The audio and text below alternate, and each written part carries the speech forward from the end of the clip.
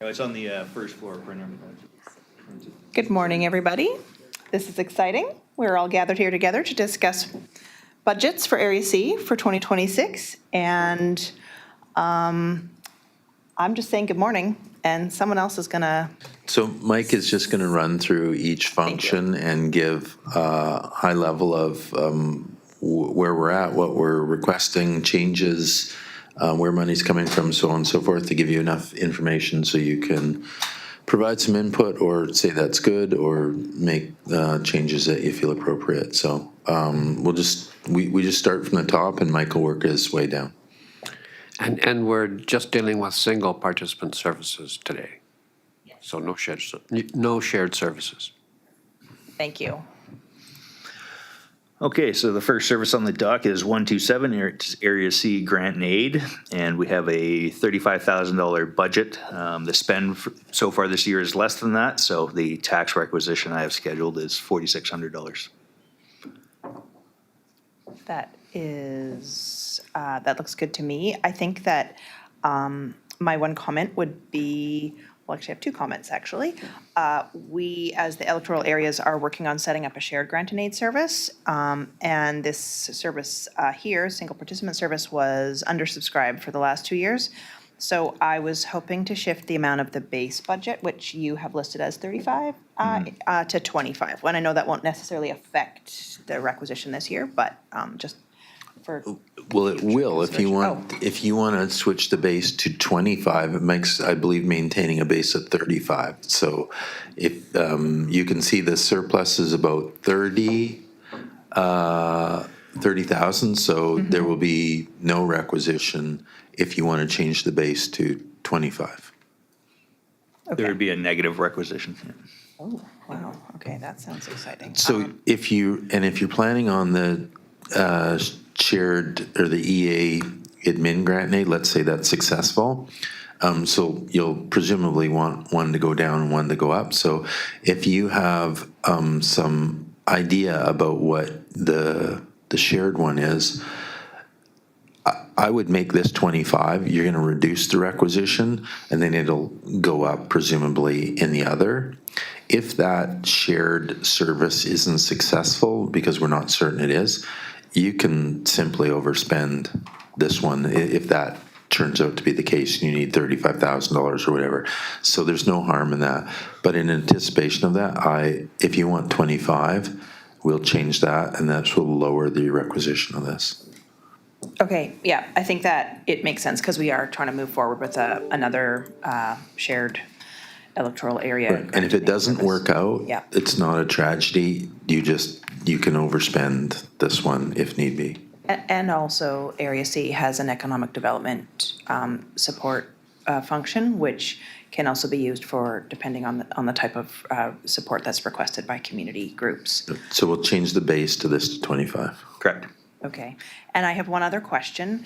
I was just kind of comparing the columns, and it said, just comparing the amount of expenses versus knowing, which is $7,500 out of this, estimated to be paid out of this service in this year. And I believe that the amount of grants in aid that were provided was around $7,100. So is there like a $400 support service cost allocation, or what is that differential there? That's liability insurance.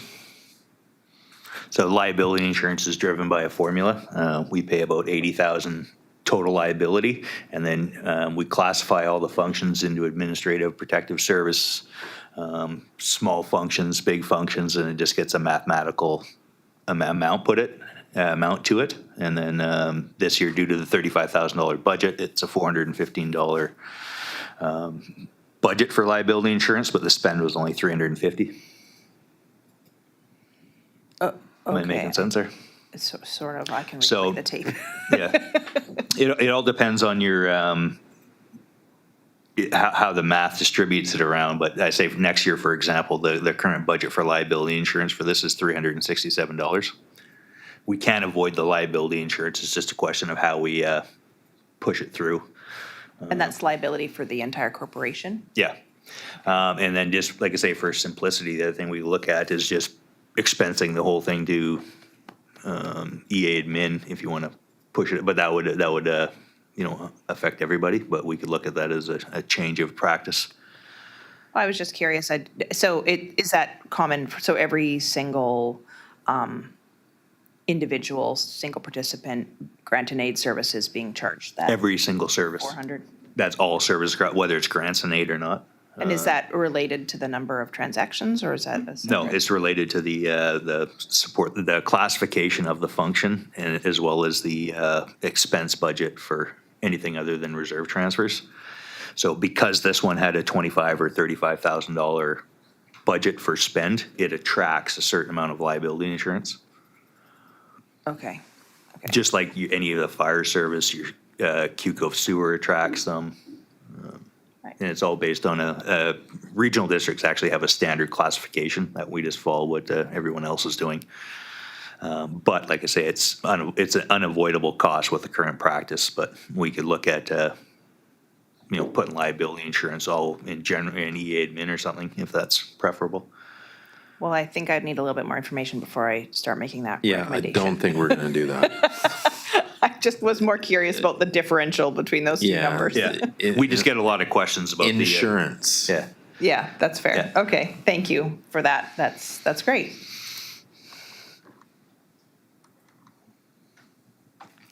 So up next, we have WARS, which is just shown here for display purposes. It is a function of the park service, which we'll get into later.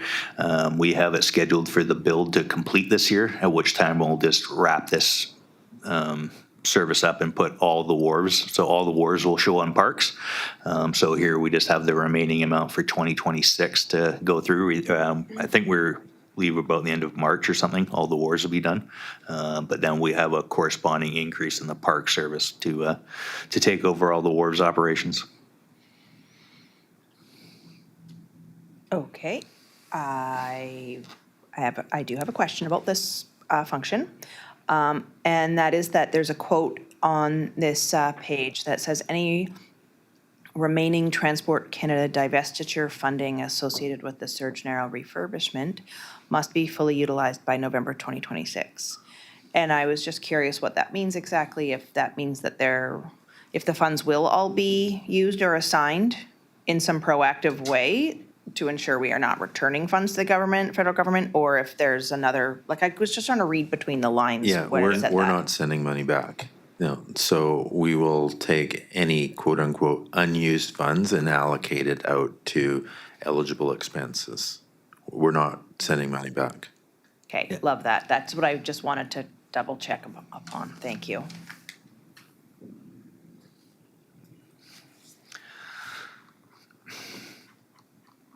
So up next is function 158, feasibility studies, electoral area C. And we've had some taxation in the past, plus a bit of surplus now, so there's no tax requisition for this function this year. And then we have just any surplus, we're just doing a reserve transfer to absorb it up. Do we have any feasibility studies on the project list? Like there's quite a bit of money in or surplus here. Yeah, we have the curbside collection and a possible referendum. That's being funded from this service? We have This budgets fee- for it in their service yet. Okay. Wasn't there also discussion about the water thing? More work being done on that? Not so much. This is, not so much the water. Just wondering if you have line of sight on some feasibility service that you want to put money towards. You can see there's a pretty healthy amount there, and looks like, I don't know if there's reserves in this, Mike, but there's 116,000 available with no requisition being required. Is there more money in reserves, or is? Yeah, historically, none of our feasibility studies have had reserves. I've set them up this year because we've always had a very big fluctuation in tax. So that's the amount of surplus here that we're carrying. I'm transferring, or we have the 49,000, which is essentially the base budget, and then I'm doing a $67,000 reserve transfer, and that is just set to nullify the tax requisition to zero. You could lower that reserve transfer, which would refund more taxes if you choose. But that was our issue for a lot of the functions we had was, like I say, very small budgets from, $5,000 to $20,000. And then, some studies were a bit more expensive. So we just have it set to, like I say, transfer to reserves for. So there's no requisition for this and a decent amount of money held for any feasibility studies that you have any thoughts on moving forward. So I wouldn't return money to this.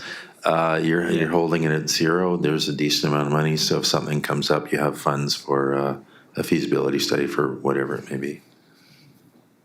Well, I appreciate all of this input, and I also really appreciate that there has been a reserve set up, because I think that that's a really smart idea to provide requisition smoothing, because otherwise the nature of the feasibility function is like spikes and then lulls. So I was really happy to see that. So thank you very much for that, Mike. I'm not interested in, I don't think we necessarily need to return a portion of that, because I think ultimately we will have it ready for the next feasibility inquiry or study that we have on deck. And in fact, the solid waste piece has sort of been put on pause because of the CSWM service doing their 10-year solid waste plan renewal and potentially coming up with some changes for Quadra Island. But we don't really know, because that plan hasn't been presented to anyone yet. We don't know what's going to be in there and if there is going to be a solution for Quadra, or if we're going to want to go back to this. Was there not funds from somewhere else for the solid waste feasibility? Was there growing communities money for that, or was it all coming out of this? Yeah, so there's, for that feasibility, there's some additional money for that. So I don't know if there's anything allocated from this service to that. We're fully funded in that separately, I For believe. the solid waste? Yeah. Oh, I thought it was Oh, on no. this one. No? We have, all of the past studies were funded out of feasibility, and we don't have, there's a little bit of quote-unquote carry forward from an incomplete study, but until we get direction on what we might spend that on, Oh, other okay. than the referendum, we I don't thought have it any. might, I thought we projects. had maybe some money in the growing communities allocation. No? No, I don't Okay. think so, no. All right. not that I recall. So I'm happy to just leave the feasibility studies function the way that it is. Okay, up next we have function 255, which is the North Quadra Island Assistance Response. And again, we just have a small requisition for this, just mostly for support. Well, it looks like a fine and normal, and all the numbers are just there. But I did have a question for Sean Koopman about this, and I felt like, it's probably also helpful for anyone that's watching online and is trying to follow along and understand this. So it mentions that there's a 5-year contract with the South Quadra Fire Protection District for the delivery of emergency response services to the northern part of Quadra Island. And in circumstances when there's potential harm to persons or property. But my question is, does the SRD pay out for call-outs, or is it just what is are there additional charges? I guess that'd be the question. We pay $1 a year whether or not the fire department goes to help out BC Ambulance 365 days a year or 0 days a year, flat rate. What a deal. All right, thank you. I don't think I would need to offer any changes to that, because it seems like it's just flowing along. Yep. So the next function, 331, Quathiaski Cove Sewer. So if everyone recalls, we just changed the fees in 2025, so the 2026 budgets assume no change there. And then we just change up the transfers to reserves to balance things. That's why you see the drop there. But this is business as usual. If I could add to it, there were a couple of funds put in the budget for some repairs. We've seen some decline in the plant this year. So we put some funds in the budget to inspect the outfall, as well as investigate the do some more work on the infiltration that's happening. So that was part of why we needed the transfer to reserve, or transfers from reserves, was to offset the increased sort of budget for those items. So I do just want to flag that as well, that we're seeing some decline of the plant and needing to put in a little bit more money to keep it running. Yep. Comments? Okay, I have a couple of questions about this function, and mostly they relate to the budget commentary that's at the bottom of the page. It talks about a review of non-residential user fee classifications continuing into 2026. I'm curious if staff have an idea when that they would anticipate bringing that forward. I can say that we did some work on it this year, and one of the big things that we were hoping to find was that, say, BC Ferries should be carrying a larger percentage than they were. We have identified through investigations and consultation with BC Ferries and the City of Campbell River that they are not using the system in an extreme way. So they're doing most of their dumping on the Campbell River side, and we're really only seeing the toilet facilities at the terminal being tied into the system. So there isn't a huge demand being placed on there that they hadn't been previously accounting for. So I just want to let you know that.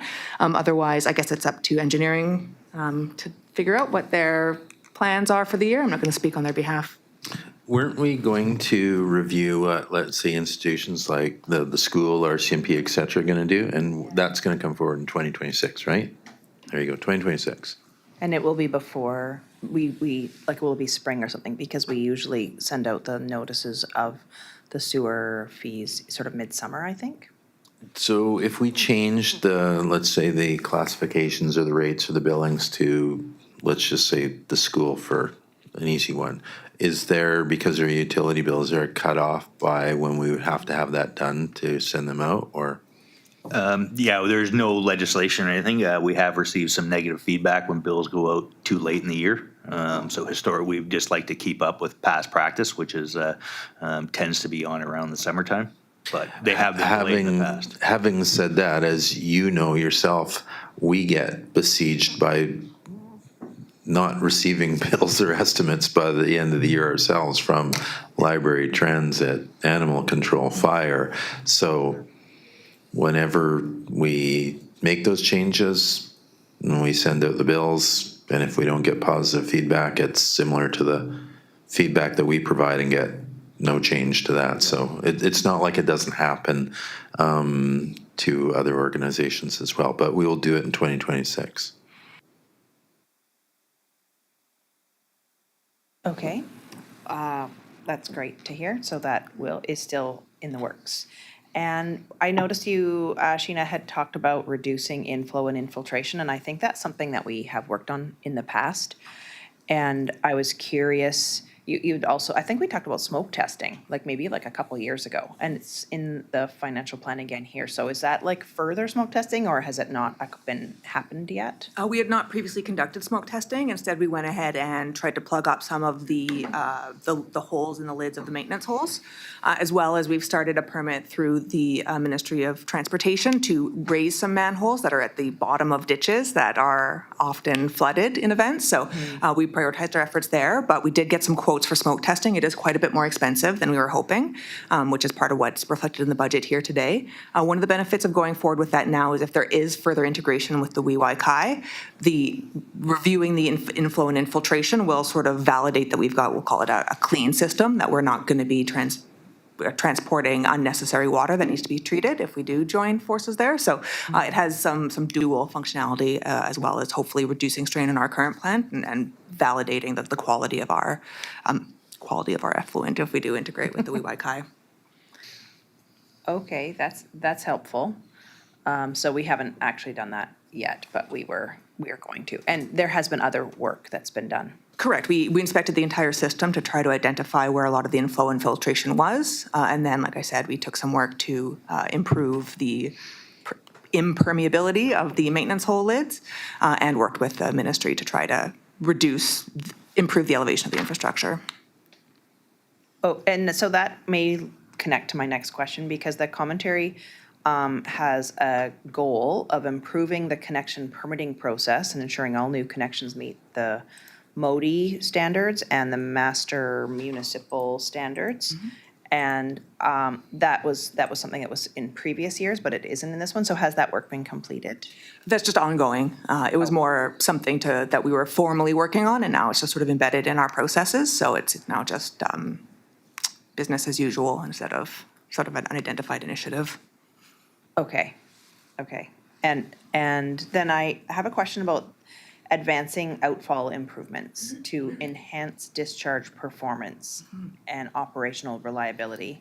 That hasn't previously been identified as a priority. Could you share some rationale and the importance of this goal? Yeah, so our outflow backed up this year, and we had to send divers down to actually go and try to unclog it. This also happened in 2022, where we did the same work, and it alleviated the blockage up until 2025. That being said, we're not entirely sure why it's happening, so that's why there's additional funds in the budget to actually try to identify the cause, so we're not just doing reactive declogging. We're also trying to improve it so that we can sort of blow it out from the terrestrial side instead of sending divers down. Coordination with BC Ferries makes it a more complex and expensive process to send divers down there because it is right under or right adjacent to the ferry terminal. So hoping to reduce the need for that and provide other ways that we can sort of clean out the outfall. And is this like a Fatberg situation or is it something else? Our attempts to identify the cause were unsuccessful, other than sending the divers down did stop the blockage, like the effluent was flowing once we sent the divers down, but they did not dislodge a fatberg. It was really unclear, unfortunately, what the issue was. Thankfully, it worked, but we don't really like to do our infrastructure maintenance on we don't know what's happening, but thankfully that worked. Let's hope for the best. We want to understand what's happening and address it properly. Okay, yeah, I appreciate that. And I didn't have any of that context, so I appreciate you sharing that. And I noticed there is an item here called variances in other revenue and operating expenses, and it's primarily due to carry forward of the sewer integration study with the Weebakay First Nation. I'm wondering if it's possible to ask for an update on that conversation with the nation at this table? Well, we're planning on meeting in the new year with the nation to, we haven't had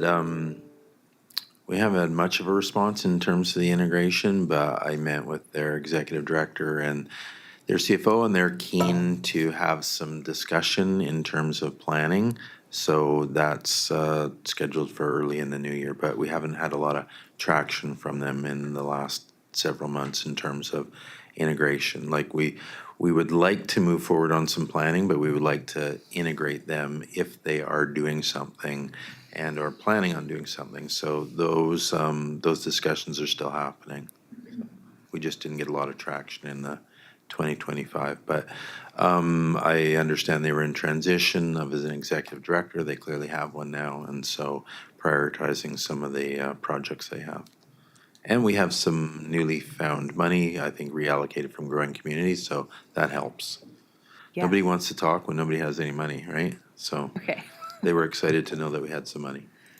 Awesome. Okay, well, I'm happy to hear that that is still moving forward, and if there's anything that I can do to help move that forward, please let me know. And as far as the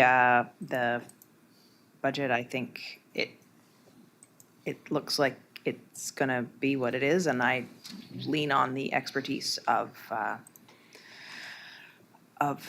the engineers who know what they're talking about. Okay, next function is 332 Q Cove Sewer Extension Number 1. So the summary of this service is we're expecting a rate reset. We don't actually have the applicable numbers, but I'll do an update here before year end. In the prior year, we did have some unanticipated legal fees, so there will be a drop to the parcel tax. It's just going to be a question of how much. This is for the users, the extension project, the folks that are connected and are paying the debt on those. Correct, yeah, Yeah. 34 properties, just paying the debt. So I do have a couple of questions about this one, because I was looking at it and it seems like the extension was largely funded by a grant, Correct, yeah. which is awesome. And within the last couple of months, I've had at least 2 inquiries about the potential for connecting the sewer service from properties that are sort of at the Green Road, Noble Road area intersections. And I'm just curious what the process for exploring providing connections to homes in that area, which they currently cannot access the service, although they are mapped within it. And I'm curious what the process would be for doing that. Because I like that there could be grant funding as part of it, because honestly, one of the property owners, No, it would there's, maybe cost them $1 million to connect. And that- okay. So a couple lot. things there. I would lower expectations in terms of a grant to connect your home. That's, if that's what they're hoping for. Oh, no, I am just asking, that this first sewer extension was funded by $1 million grant, this function that we're talking about. Right. So what we did was we got the grant and then we had to offset it with the connection, borrow some money and connection fees. Folks had the choice of paying up front, and if they did, they were out of this debt service area, and if not, then we're managing the debt within them. So that's what this is for. And so if you're in the service area, though, you're entitled to access to the sewer, but you have to pay for it. So I'm not sure if all the home properties identified in that original one have connected. They haven't, but they have paid their fees, but she's talking about. Can you use your mic? Sorry. Yeah, not everybody who's in the extension has connected, they've all paid their connection fees. So they're just at their desire, when they want to abandon their septic systems, to connect. I believe the director is referring to folks who are in the service area at the south end, but who do not have infrastructure fronting their homes. So Right. what would be the process to Right. extend the collection infrastructure? Right, so they would have to, so they're outside this group or this potential group, but they're in the service area, which entitles them to access to the sewer, but all the fees and costs related to physically connect would be at the property owner's expense. So you can be in the service area and have access to the sewer, but it's not in front of you. You're entitled to then, extend the sewer to your home and provide your home with a connection, but the costs for those are those of the homeowner. Like there's gonna be no grant or anything available for those folks. So, for example, you said that one person might cost $100,000. No, $1 million. $1 million. Yeah. Wow. Yeah, that's why I'm asking. Okay, well, I suppose never say never, but there's not going to be a grant for those folks. Like there's not to connect your home, no. Okay, so is there, is there a feasibility study? No. Is there just a No. way to, if one person at the end of that area is the one that pays the $1 million, hypothetically, to connect their property, then now the service is fronting a whole bunch of other properties who are also in the sewer catchment area, but are not able to connect right now. So is there a way of looking at that and potentially sharing the costs amongst the properties that would be interested in connecting? Yeah, there is. It would be a latecomer, for example. So somebody hypothetically spends $1 million, they service their property, and let's say they pass by 20 homes. You can create a latecomer agreement that identifies the cost of those homes, and should those homes hook up, they would pay the fee to us, and then we would give it back to the person that extended the sewer. There's a finite window of time to collect those. If people wait that, I don't know if it's 10 or 15 years, what it is now, but you can't force people to connect. So if they waited out that time, they could connect at cost, but there is a method out there to recoup some of your fees. You can't force it upon the people, but if they want to connect, there is an economy of scale certainly to folks. So there is the opportunity to create an agreement where people can recoup some of those fees. But that individual, let's say just hypothetically the $1 million, they're going to have to front the $1 million. There's going to be no feasibility, there are no grants, no nothing for that kind of stuff. Yeah. And if that person spoke to their neighbors and found that there were 2 or 3 neighbors that were Yeah, also that's the interested in best connecting, solution, yeah. then would they need to, who would they approach and how would that work? Well, I would always recommend to them, get the community together and say, who's in need or who wants this? Can we share this amongst ourselves? Because they're going to come into the office and say, we want sewer. And we're going to say, okay, great, this is an extension. Go hire yourself an engineer. He'll work out all the details of this and the costs. It's really about the cost. And so if these people can get together on their own and find a simple way to share these, that's the easiest thing. That is not an easy task, to get people to front a whole bunch of money. But if they can do that, more power to them. That makes things simpler and less bureaucratic and less agreements.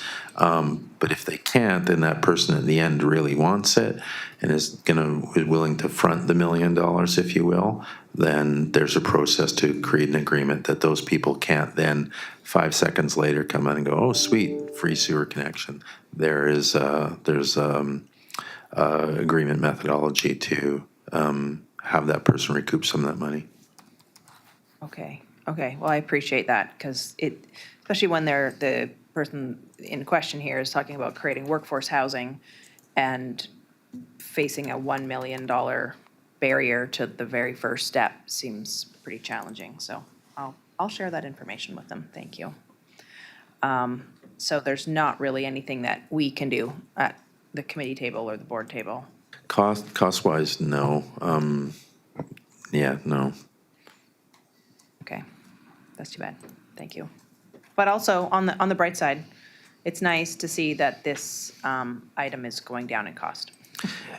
people Yeah, here. that is great. And I can't help but a commentary. I don't know what the end number was, but this started like 10 or 12 years ago. And the amount of money that those homeowners gave authority for us to borrow, I believe was like $9,600 a home.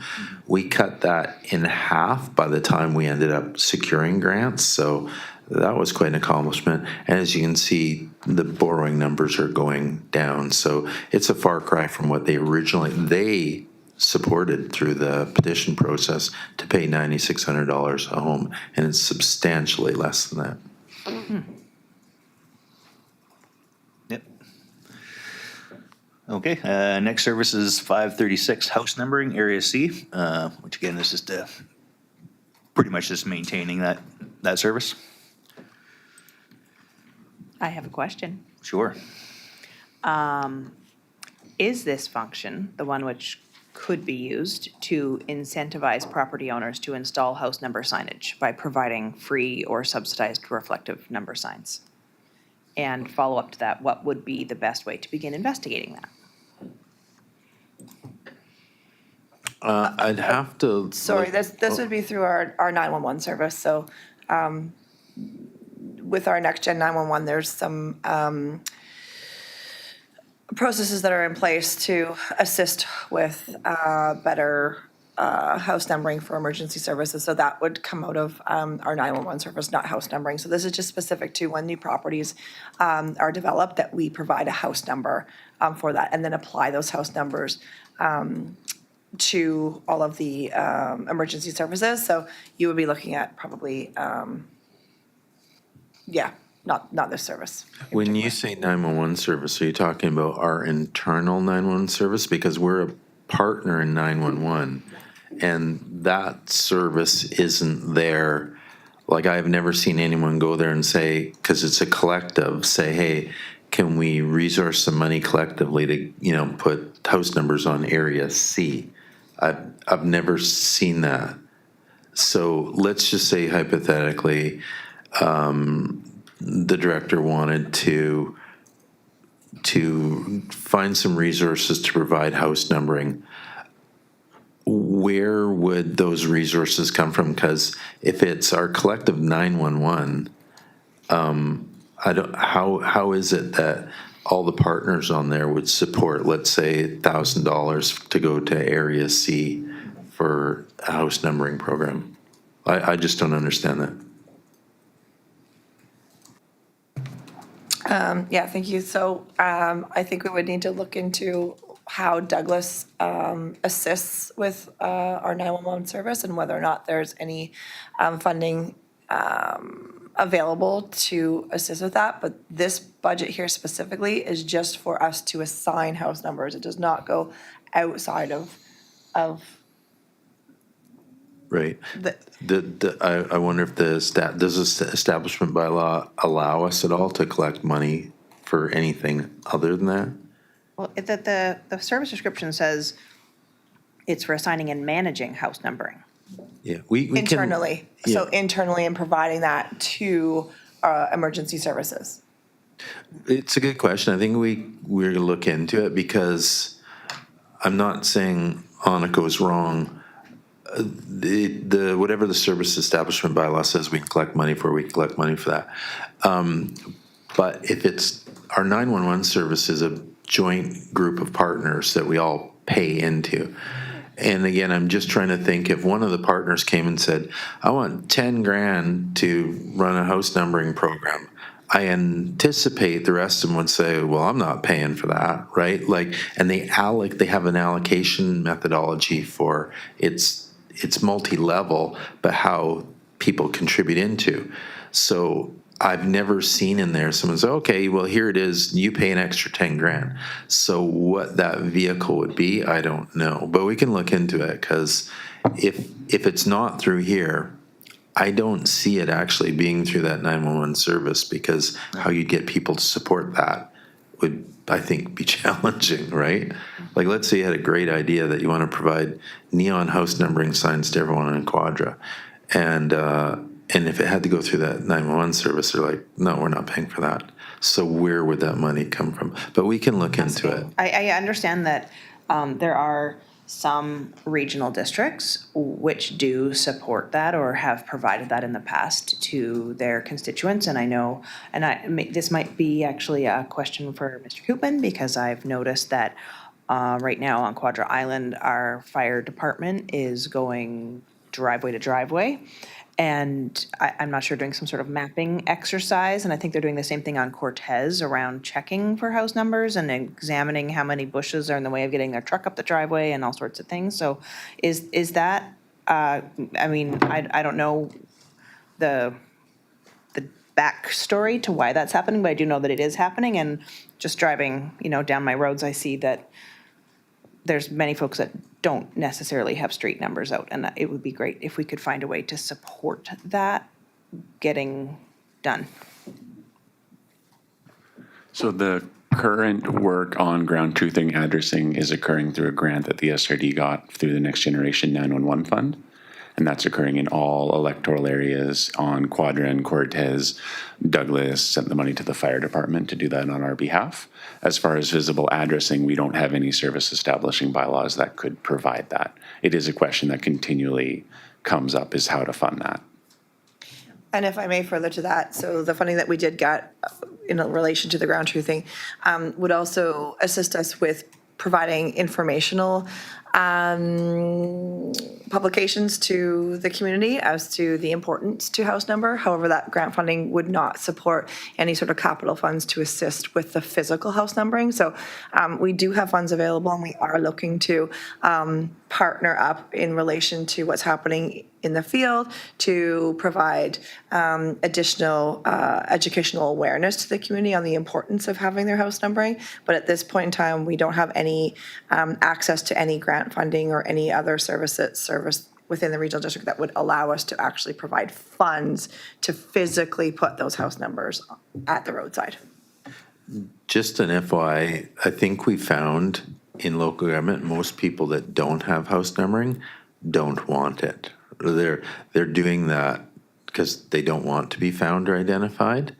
I don't think it's a lack of funds available to them. And for our purposes, like 911, if there's an emergency call, they need to know where your house is. But there's a reasonable group of people out there that don't want house numbering, and that's likely why they don't have it. Yeah, so while the grant was meant to ground truth the address for the 911 system, while the crews are out there, we asked them to look at it if the address is visible as well, and then hopefully follow up with each property on a case-by-case basis. If their address wasn't noticed as visible, sending them a scolding/shameful letter, informing them this is what we observed. This is the risk you're taking on by having your address not visible. Right. And I just, when that's happening, it would be so great if, we have a sign shop on Quadra Island, just a little sign shop. And like, if we were able to say, oh, there's credit at the sign shop for the first, 50 people that show up and need a street sign, because I don't necessarily think that it's always people that don't want to be found. I think that there's lots of other barriers to getting a sign up. And if we had an easy, straightforward way, like a metal stake and a number on both sides that you could bang in at the end of your driveway, we might see improvements. And I would like to think that that is possible. So I'm just looking for a solution. And it seems like if we're doing this ground truthing exercise and sending out finger scolding letters, finger wagging letters, then maybe this is a good time to start thinking about what is the next step to actually supporting people, because people have so many different barriers about why they may not have a street sign up. And if we can take down some of those barriers, maybe we'll have better numbering. Yeah, I mean, like Dave mentioned, it's really where the money comes from in the end to support that. Currently, none of our service establishing bylaws support that. I haven't been able to find a grant that supports it. I'd say the more common community questions are for funding for community defibrillators, life-saving rings around oceans, and the visible addressing. And whenever I look at grants and it comes up, it's always a non sequitur. Okay. So, but could there potentially, maybe this is a question for CAO, could there potentially be a use of the grant and aid funding in some way? I got a quick input lever of that. Yeah. You wouldn't be able to give the credit to the business. That would be assistance to a business. Okay. Even if it was done at cost, it would kind of get into a gray area. So I could potentially give it to like the safety committee on Quadra, and they could come up with a plan to get street numbers signs made or something. I say as long as it doesn't target a specific business. Right. Okay. Okay, well, thank you, and apparently this is not going to happen on this function. Okay, next function is 555 Economic Development Area C, and this function is maintaining a $40,000 budget for potential projects, and the requisition this year is just to replace some of the 2025 spend. So there's you can see a healthy surplus in this budget. I don't know what level you want to maintain, but you can see we're maintaining about $40,000 there with a $6,000 requisition. If 40 was too high, you can lower the requisition. You can see it's about a $6,000 requisition there. So I had a question, because we would be requisitioning, 6,500, but it's projected that we only used $545 of it this year. So I was curious the differential there. The projection for spend this year is 6,127. So that's about where the requisition is. So what we're doing looks like trying to maintain about that $40,000 amount. Yeah. So- Once the contingency budget is established, you pretty much just have to requisition to replace any of your spending. And then until the contingency changes, your requisition will pretty much be equivalent to spend. Yeah, okay. So determine what you want to maintain as, let's, for example, if it was $35,000, you wanted to maintain that, well, the requisition for this year would disappear. Oh. And we only spent 6,000, so maintaining 40,000 is a high watermark if, you're only spending 6. So you could Right. remove that Okay. requisition if you wanted to quite easily. By just changing the, If you said, look, Base. maintain 35,000 in that, the requisition would be 0.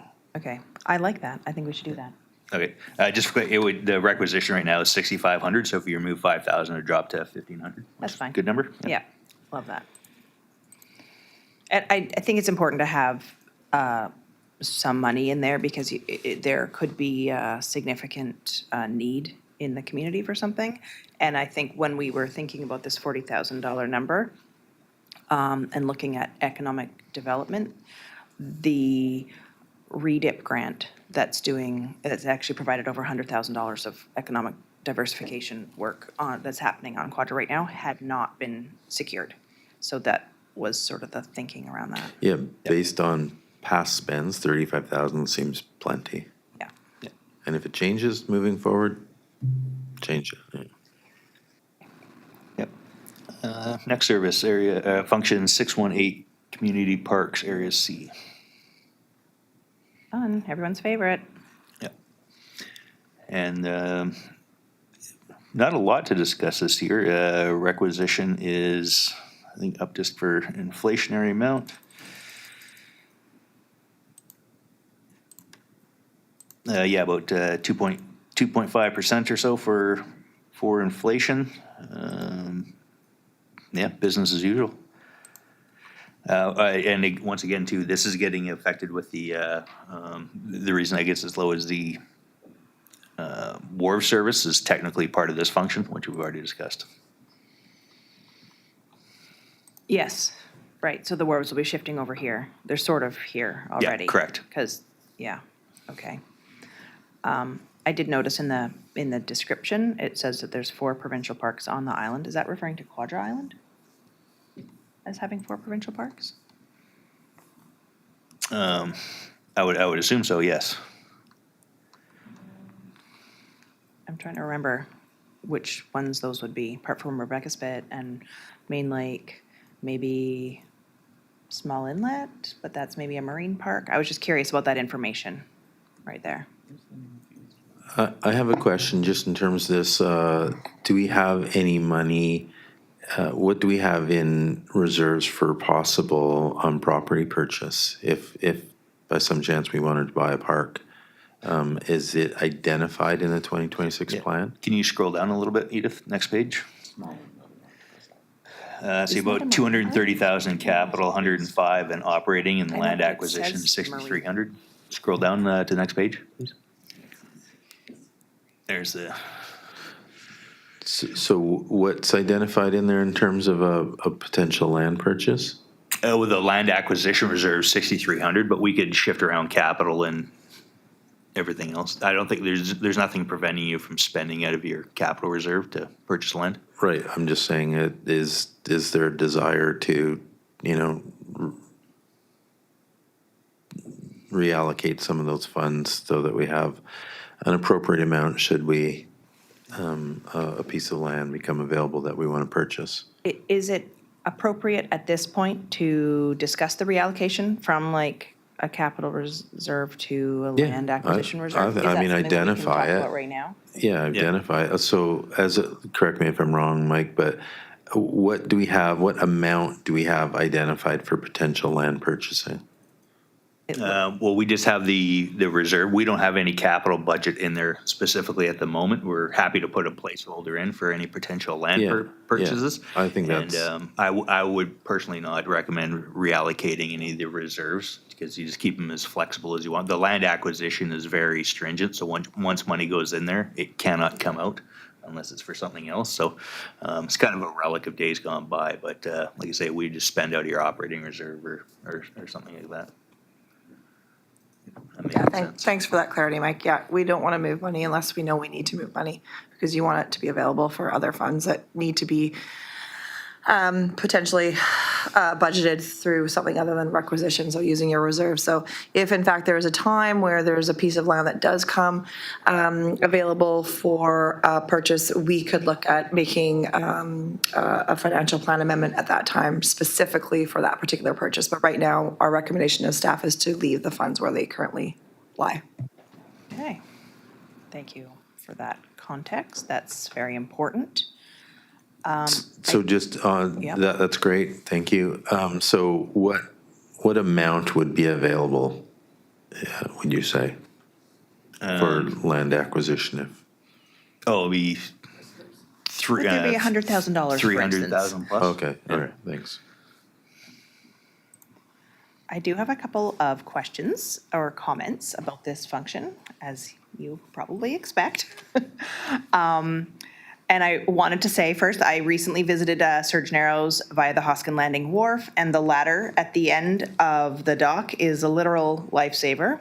So I wouldn't have been able to climb in and out of the boat without it. And I spoke to somebody else who uses it who, said the same thing, that their husband has physical mobility issues, and just that addition of that ladder has really improved the dock. So yay for the ladder, and also hopefully we can keep those in mind when we're building the other docks on, if they're going to be floating so high. Just to keep that in mind, that they're very useful. And I'm really happy to see in this financial plan that there are plans afoot to expand the shore accesses beyond Phase 2 and into Phase 3. That is exciting. Maybe there'll be a report one day with another map and some more flags on it or something. I would be excited to see that. And I have a couple of questions about some of the 2025 completed items. And my first question is around the Q Cove Trail along Harper Road. Is there ongoing communication between park staff here and Ministry of Transportation about repainting the crosswalk to align with the path? And I'm also curious if there are any other materials that are being considered for that path, or in particular also for the Quathieski Cove Road section that we're planning next. Because I've heard from multiple elders who live in the seniors housing complex, which fronts onto the path, that they can't use the path with their mobility devices because of the type of pebbles that the trail is made up of. And it really seems counterintuitive to me that the seniors who front on the path can't use the path. So I'm hoping that maybe when we look at the Quathieski Cove Trail project, which is noted as a 2026 priority, that we can find a solution with a more appropriate material. I know, just anecdotally, like when we're making trails in the forest, we dig through the organics and get down to the native mineral soil and use that as the trail bed, and maybe that's not feasible because of drainage or something, but just flagging that. I don't know if somebody from Parks has a comment on that. Thank you for your question. So a couple questions in there. To answer the first, yes, we are having, are having conversation with Mott about the crosswalk. They are doing, I think we've mentioned this in a different East meeting or board meeting, but they are undergoing the warrant analysis that is necessary on their end to decide if that crosswalk might move so that it better aligns with the Q Cove Trail in that Harper Road section. So that work is ongoing on their end, but certainly something that we're still pursuing and interested in. With the trail surfacing, and I'll look to Jacob maybe to weigh in on this a little bit, but we are certainly exploring other substances or surfacing. There is some challenge there, of course, because really what probably is going to be the most suitable for mobility aids is paving. But that, of course, is a much more significant cost impact. So we haven't pursued that as an option at this time. Mm-hmm. But that is something that we are always looking into, improving the accessibility of our trails. So it's certainly on our radar. Okay, maybe crush with like a compactor or something? I don't know, like I just. Yeah, basically, like we have crushed gravel on the trails already that's compacted, and we could put a finer material over top of that and compact it. And that's basically, as far as I'm aware, the only improvement we could make aside from moving to like a hard surface product. So I know that was originally not a desirable outcome in the Q Cove Trail plans done several years ago. And I still imagine it's probably not exactly what most people want on Quadra, but yeah. Right. I'm just reiterating that, flagging the concerns that I've heard from some of the elders that are living in the seniors housing. so they can't use the trail, so that's all. Moving on to another question regarding the Surge Narrows revitalization project. Is it possible to share some information about the groundwater well installation and testing that was included as a completed project? Sarah, I guess to include, do you have a specific question about it? or- Well, I mean, it says it was completed, so do we have, is it a drilled well? Is it a shallow well? How many gallons per minute? Is it going to be able to service the new building? That's, yeah. That is literally its intent, so yes. Yes, okay. I guess if you're looking for technical details, Jacob can provide those.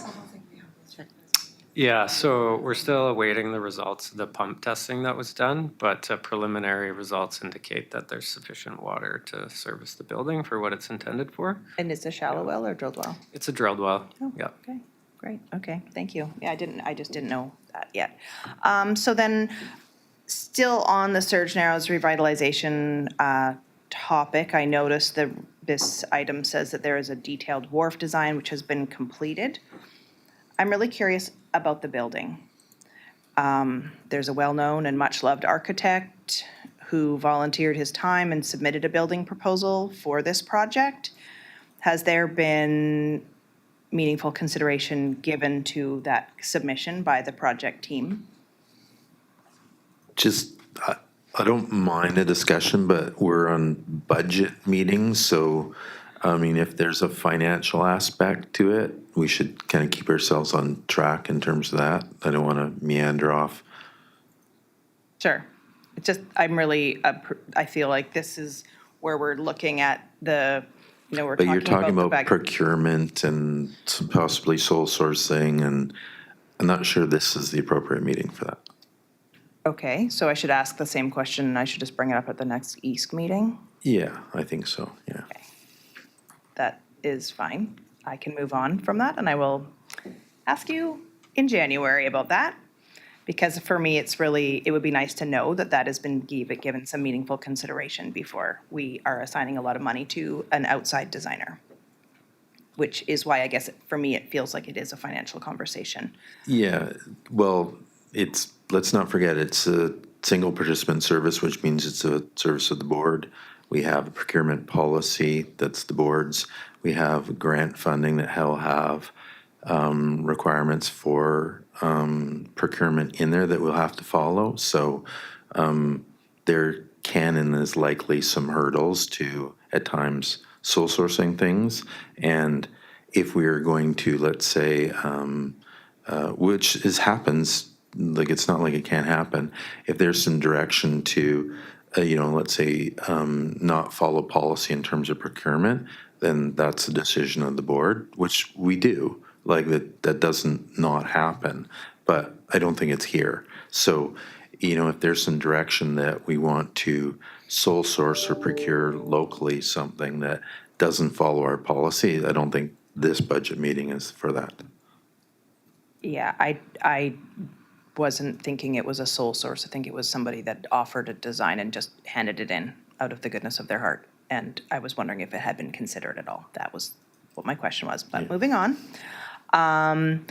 The item here says that the 2026 goal is the completion of the Granite Bay Shoreline Restoration Project. I don't see this listed in the capital summary. Could staff provide details? And would this be considered perhaps capital or operational?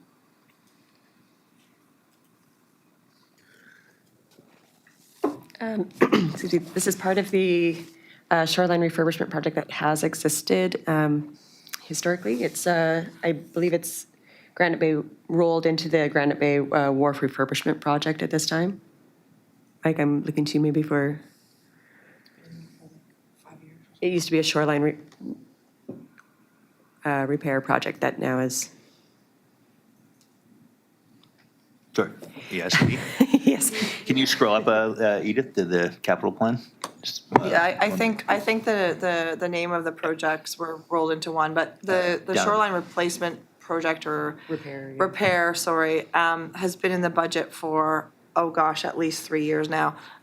Initially, we didn't have enough funding to complete it. We went out to tender on it, determined that we didn't have enough budget, went back to financial planning and got additional funds that we could actually proceed. So this is a necessary, basically what you call replacement, so not a new shiny, something that has to be done to protect the foreshore there at Granite Bay. Okay, yeah, so that was my question was, so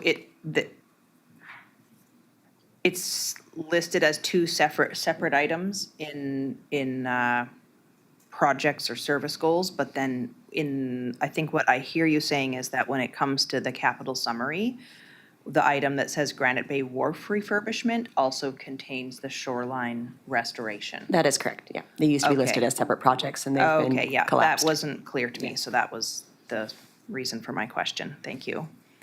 And I note that the Hoskin parking expansion is in here, so that was great to see, because I know there's a lot of folks out in the Outer Discovery Islands that will be happy to know that we're budgeting for that. And I did notice that the commentary around that really focuses on park visitation and tourism. I was wondering if there was a way to note that this parking expansion will really also support the Outer Discovery Islands community as well. Yeah, happy to change any of the commentary. And then my final question would be, could staff speak to the $6,600 increase to the service based on reallocations due to the new corporate cost allocations policy?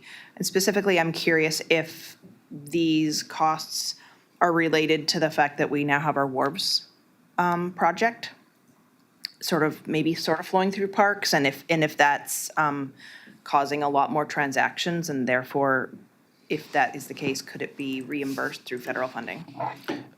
So anyways, a couple words caught my attention. So we're no longer transaction-based in anything, so let's not ever use that term again when we talk allocations.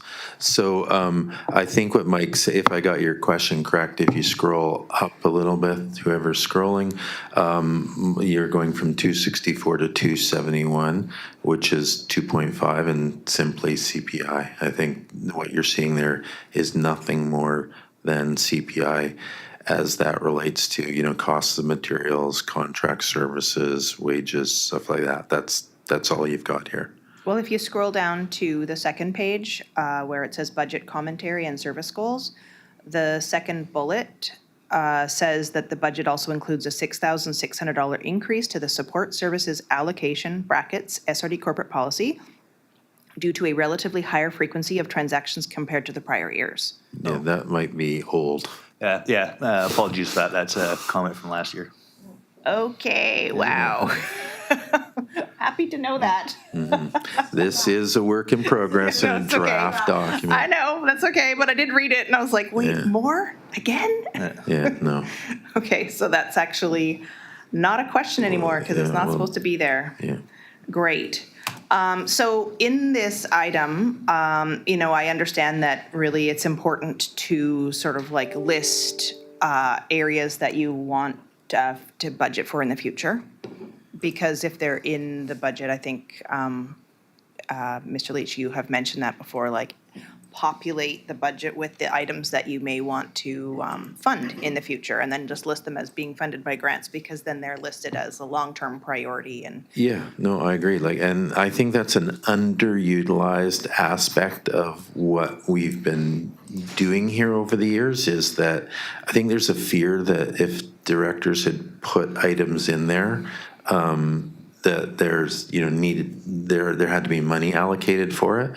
So, but we've seen through gas tax and possibly other grant challenges that if you don't have them identified, there's no need for them, right? So I'm an advocate of, if you've got projects identified, even though you may not have line of sight on any requisition funding for them, identify them as grant funding. They don't cost anything, but they identify them as a need and give you opportunity moving forward. If you don't have them, there was no need for it, right? So I think we should have more of those identified in the budget personally. well, I have one for the list, which is an active transportation route between Harriet Bay and Rebecca Spit. It was identified equally important through the active transportation network planning process as the piece in Q Cove. It felt that the one in the Q Cove maybe had a little bit more weight behind it because it connected to the trails that we already have, and it was determined that that one would be priority for the active transportation network grant. But I really would like to see an active transportation route between Harry Bay and Rebecca Spit listed as a priority.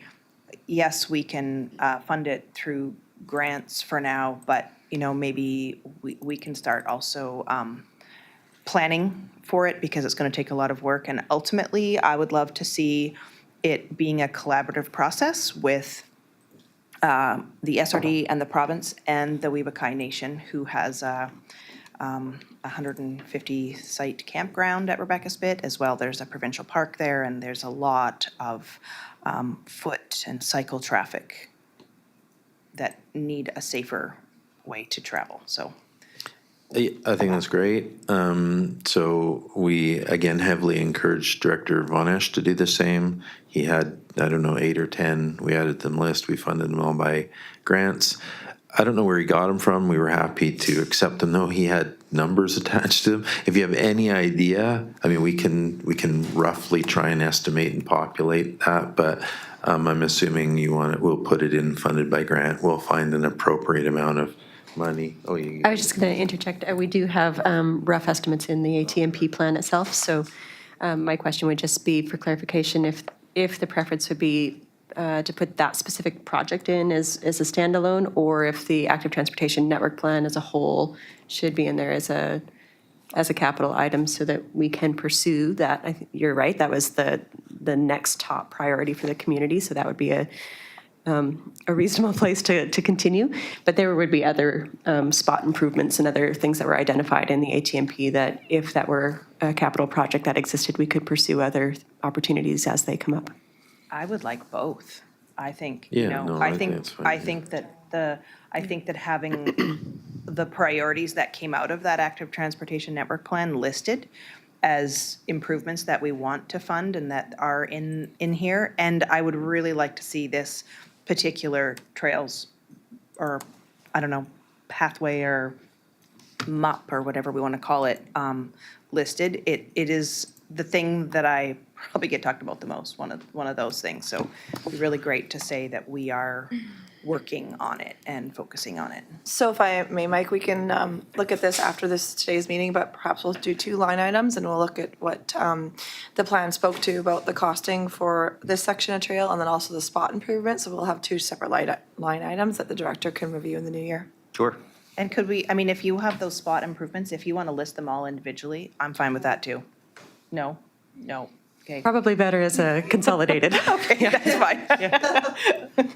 Okay, well, that would be, I think, and I guess my question to park staff, is there anything else that you feel that would be beneficial to list as future goals that could be funded by grants that haven't been covered by the conversation that we've had here so far?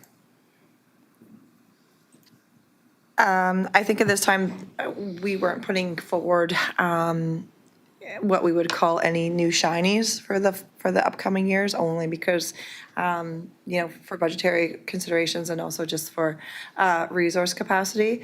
But we can have one more look at it and bring something else forward if something came up prior to, you know, the end of January for next year, but.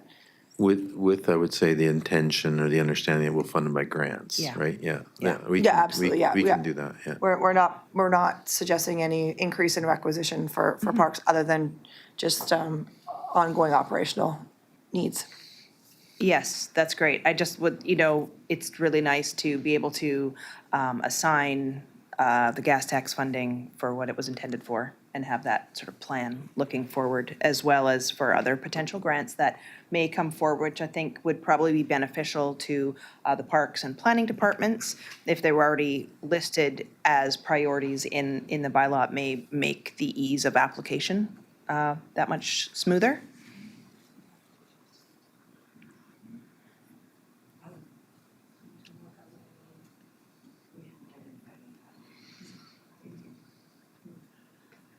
Just if I could, sorry, just if I could provide a little more clarity. Certainly, there are some additional potential connections, like to the Q Cove Trail system and such, which we could explore throughout 2026 and 2027. However, at this time, we don't have any kind of budgetary numbers that we could apply to the kind of the standing item that's listed under your capital summary. So if in fact we do come up with something, we could potentially do a budget amendment to that line item as well. So if through the work that we're doing with respect to active transportation and such, there's something else that we identify, we could bring something forward at that time. Okay. Yeah, I would be interested to see that. Thank you. And yeah, just for clarity maybe too, we're always happy, it happens all the time, to actually earmark reserve funds and gas tax for projects, and then if grants happen to come in, switch the funding at that time. So you're fully able to, like I say, earmark part of the capital reserve and everything else. But as Dave says, it's great to have those projects in there just because we hunt for grants all the time. So knowing that they're on the radar is, definitely beneficial for everybody. Great. Okay, next service would be 685 Quadra Island Community Halls. No, Do you want I to skip don't, that? can we until- skip that one for Yeah, now? do it Because at I the end, think, yeah. I don't know if the ferry's running yet. Yeah. It is not. Okay. Happy to skip. We're 698 Heritage Conservation Area C. And for this one, we're just maintaining a small requisition and putting it into reserves for potential future works. And I had a question about this one based on the commentary that we had earlier.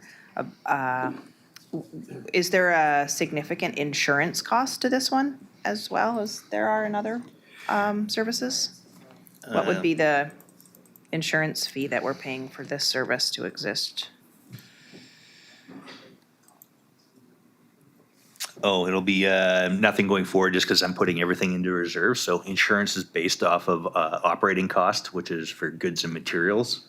So if you have contingency budgets and everything, but just for a reserve transfer going forward, there'll be no additional costs. Oh, okay. Well, there you go. That's Yeah. something positive, Mike. Yeah. I noticed that it said that the requisition was going to be only $861 this year and in previous years, we've been requisitioning a little bit more just so we could slowly build up that fund. Is there a reason that it wasn't $1,000 like it has been in previous years?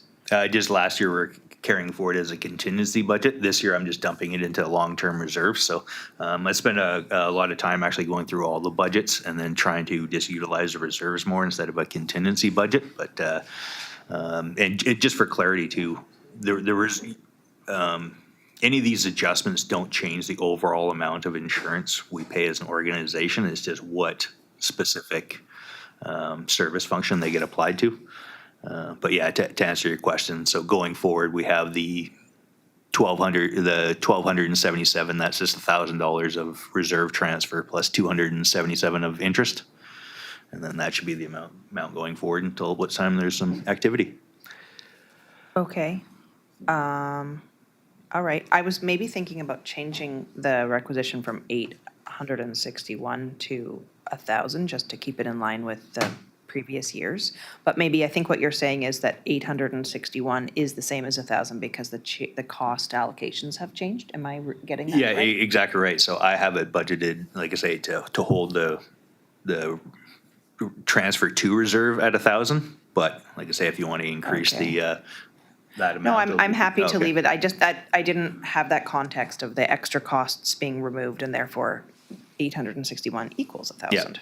But Okay. like I say, you're going to see an extra $100 and some odd dollars next year increase, and then it'll be $1,000 on both the transfer and the requisition. Okay, that one is good then.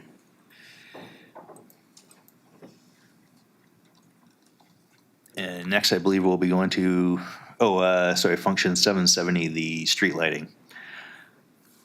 And again, this is another, not too much activity. We're just essentially requisitioning to replace spend.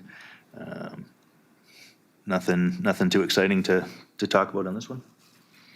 No. Is there a map of the streetlights and where they are? And does everybody in Area C pay for streetlights, or is it just people on Quadra Island? The Q Cove area, and yes, we can get a map that shows where the lights are. And I is, believe all of Area C is paying for this. Yeah. It used to be a partial tax back in the day, but it was quite problematic. okay.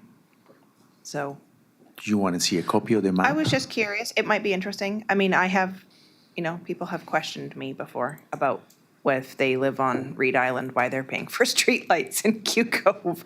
And I'll bet you the response is, well, when you come to Quadra, to the lights. yes, yes, it's safe. Yes, that is the answer. But also, I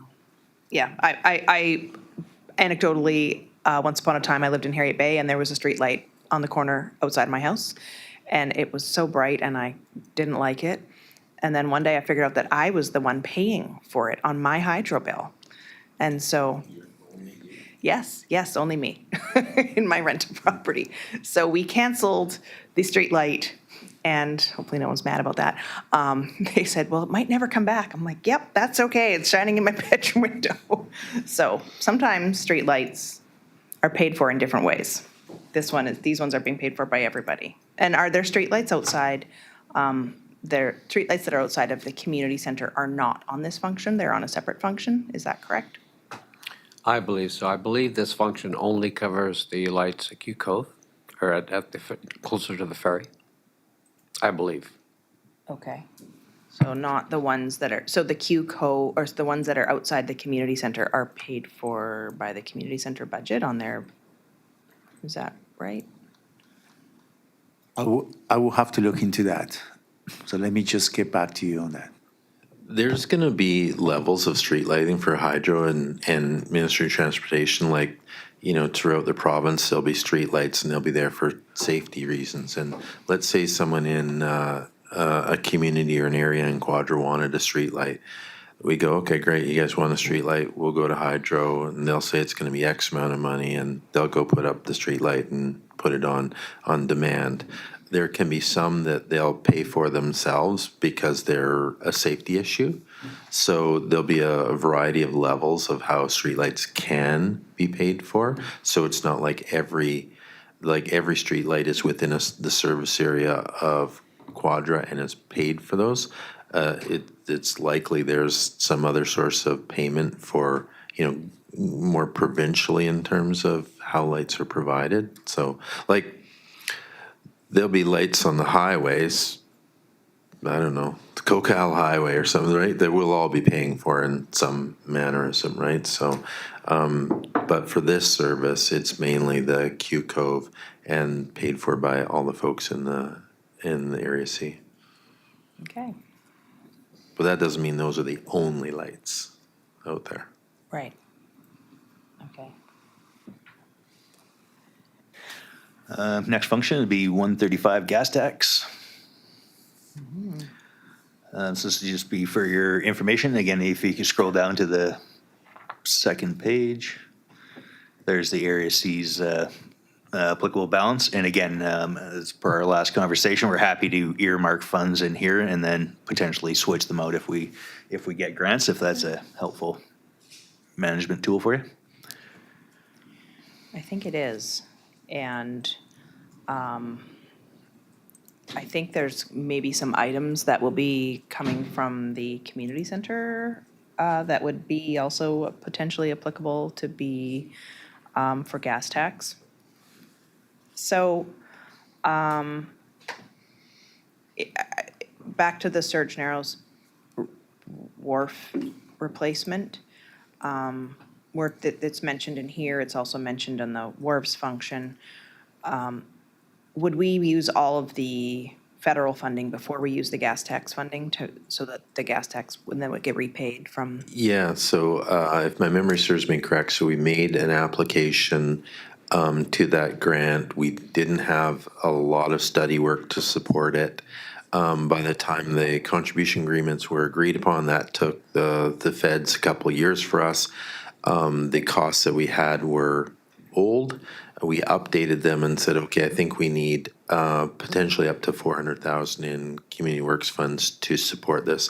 So this number is over and above. Let's say we run out of funds to cover completion of the project. So yeah, we'd exhaust everything else before we would use this, and it would be hopeful that we wouldn't have to use any and or not all of it. Right, okay, great, but that's okay. So we will use the federal funding before the gas tax funding. That's what was my question. That's actually true for all projects. We use the most restrictive source of funds first. So we like to keep anything internally generated, AKA taxpayers' funds. We'll keep that and then spend other people's money first. Okay. Their item in here is the Blanken Park Playground replacement. There was $70,000 of gas tax budgeted in 2025. Now it's projected to spend $39,000 in 2025, and it looks like it's seeking $100,410. Curious what has changed, if this is the scope of the build or the bigger and better playground, or just the same thing and it costs more now? This is what we had in there last year as well. So it was 70,000 in 2025 and then 70 in 2026. And so what you're seeing is just the carry forward added to the 70,000, if I believe that's correct, eh, Mike? Yep, correct. Okay, appreciate that clarity. I was thinking maybe we were gonna get a fancier playground. Regarding the community hall assessment, it seems like that has been ongoing for a little while, maybe. It looks like it's maybe partially completed due to the funds that have been projected to be spent here and further funds that'll be budgeted in 2026. Will there be a report to Electoral Area Services Committee about that assessment once it's completed? Yes, we're still waiting for the final report, and we have received drafted, so we're just working to have that completed. Okay. So as far as allocating funds from the reserve to Area C projects, I think it might be beneficial to allocate additional fund to a future wastewater treatment plant project. Feels like that's one of the projects that we're saving for in this fund, so allocating them maybe makes sense, but I look to the CAO or other people, CFO, to tell me if that makes sense to actually start budgeting for that in this function. Yeah, I don't think there's any harm in it. Certainly, we know we're woefully underfunded in that. So any allocations of gas tax, I mean, that can be undone as well. I mean, you can allocate something as we've done before, and then a greater, different need comes forward, and you can, change that allocation. I'm just trying to find where wastewater. We don't have a whole lot allocated to that. Yeah, we just have 90,000 at the moment, and that's for the draft and the design phase. For the project, we have it going forward. We assume it's right now 73% grant funded, and then the matching will be out of debt because you can't use gas tax to match federal money. We're just basing the estimated grant off the last grant we got for the extension, which was 73% funded. And that's under a best case scenario, like Yeah. we'd get 73%. And Mike's right, often they'll say, oh, you can't double dip on gas tax. But having said that, you can allocate some more money to the wastewater treatment plant for sure. Is 90,000 enough for the design as it is anyways? It is a low estimate to get us going, so we still need to put terms of reference and get proposals from engineering firms before we can commit to a firm cost. So But that will get us going for sure. I mean, it's a high-level estimate that we receive from an engineering firm. Okay, so we've reallocated some growing communities funds to work on Right. a collaborative Effort with the Weaver-Kai for view sure. of things, which isn't included in this. Right. Would this $90,000 also contribute to that planning? Yeah, so I think we have 200,000 in that, and I think the growing communities is quite liberal, but yeah, it's to create something. Let's say ideally we collectively had, some joint interest in wastewater collection in there. We could use that 200,000, towards some, high-level design or concept design, certainly. So, yeah, I think between this 90 and 200, we're probably at a decent spot in terms of trying to get something on paper with some costs.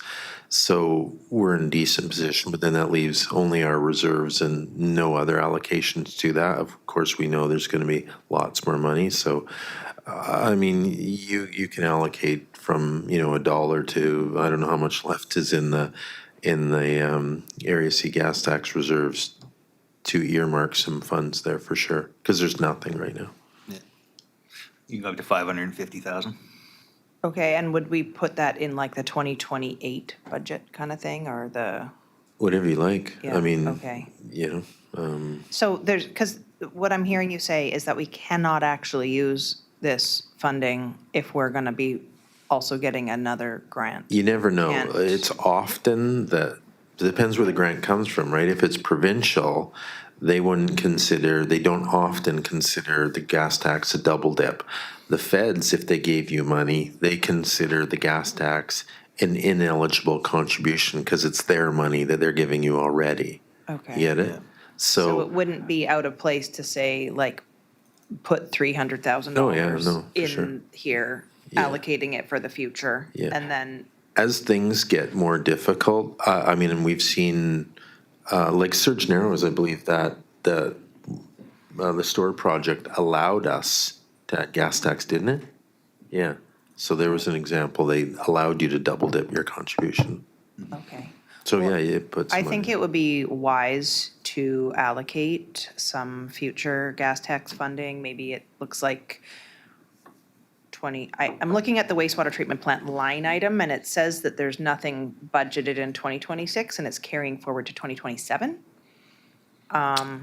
Is that right? Yeah, well, two things. We have the capital budget spend, and then we have what you're looking at now is just the gas tax, so the 90,000 there. As far as the project, it goes from, my years here, 2028 through 2030. But whether or not it is a 3-year build or, Shouldn't that number under that 90,000 be under 2026 instead of 2027? Like, we could presumably do some preliminary design work in 2026. Like, yeah. there was 90,000 in 2025. Yeah. How come we're skipping a year and going to 2027? just because there is no plan to do the draft budget. I would suggest put it in 2026. If we don't, we just keep carrying it forward then. I think it would be better under 2026 as well, because we have a whole year to work with the Weebakay, and we might need that money, so it would be better allocated now.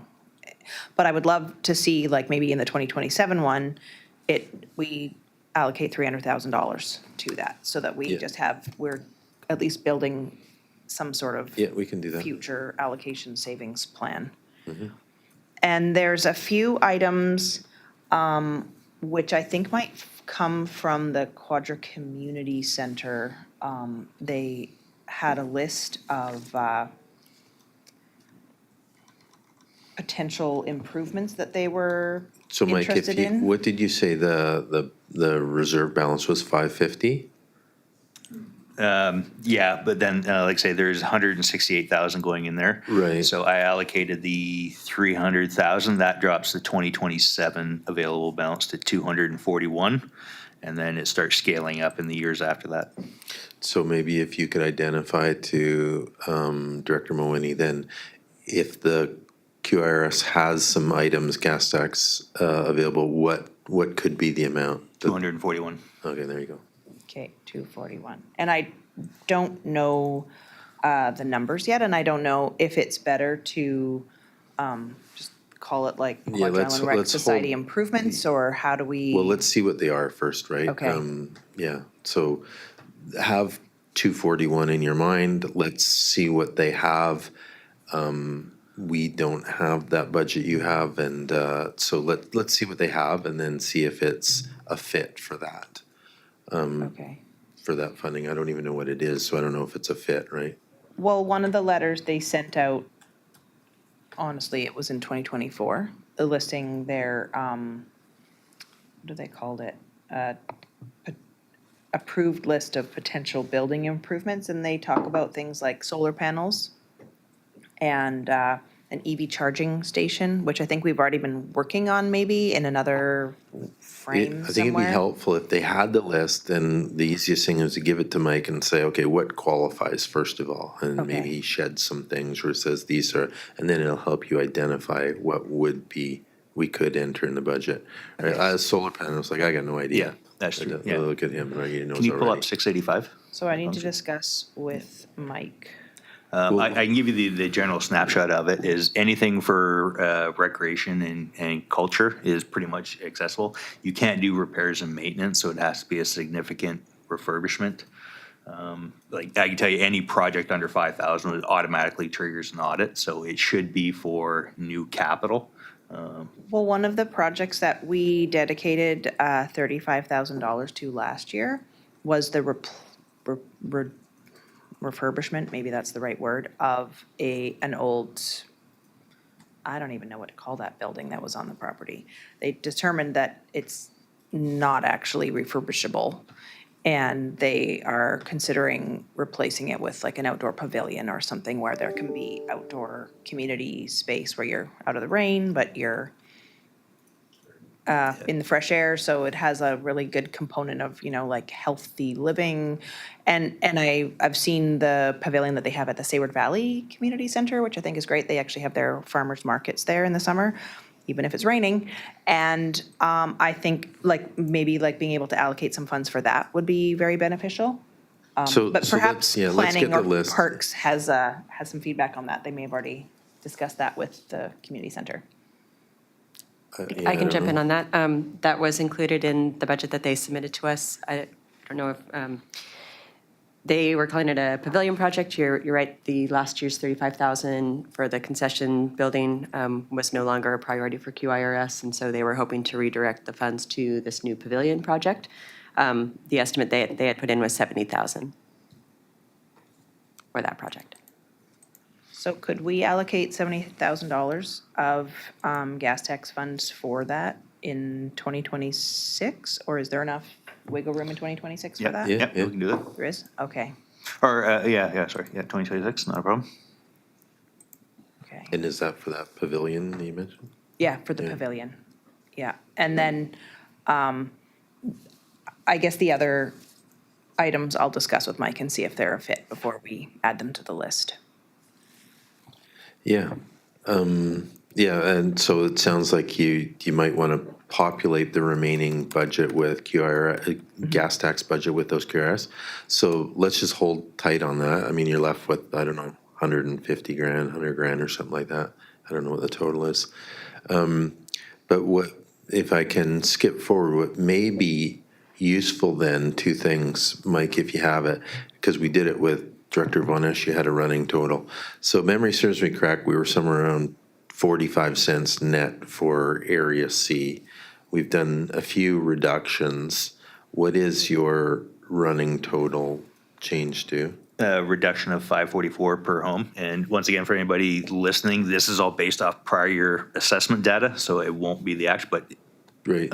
roughly speaking, you're down 544 a home. Okay, so just for, because QRS isn't here and we're at the end of this list, it might be helpful. So we're a $5 reduction.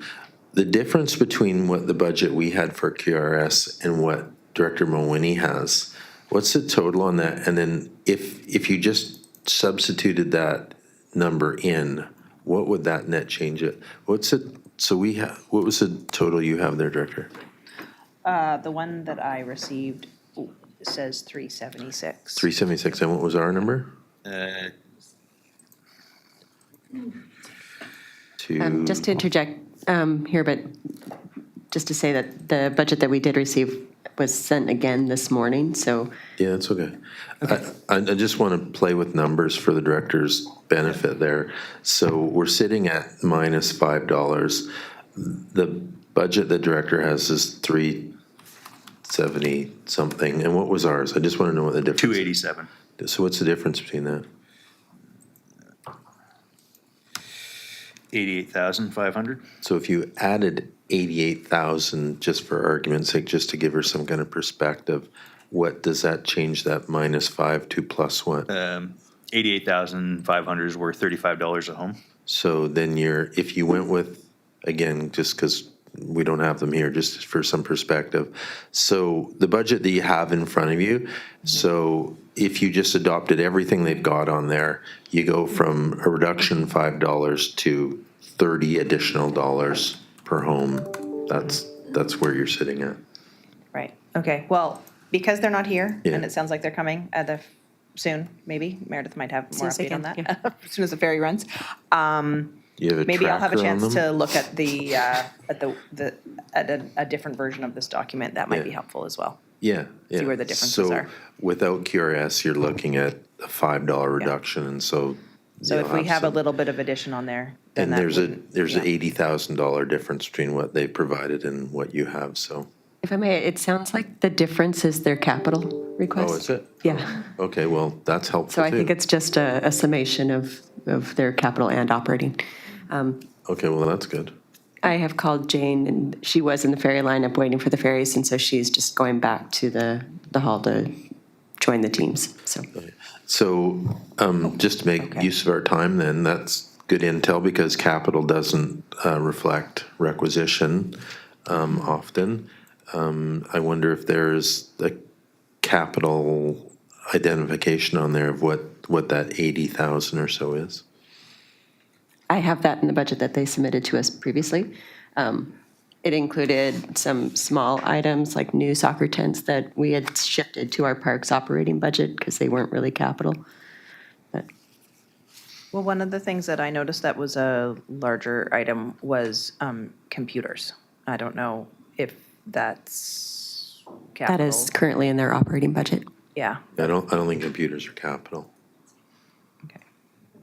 Might not, it wouldn't meet our capital, I don't think. No, not in pool, and that wouldn't be community works funds eligible either, because it's for capital infrastructure.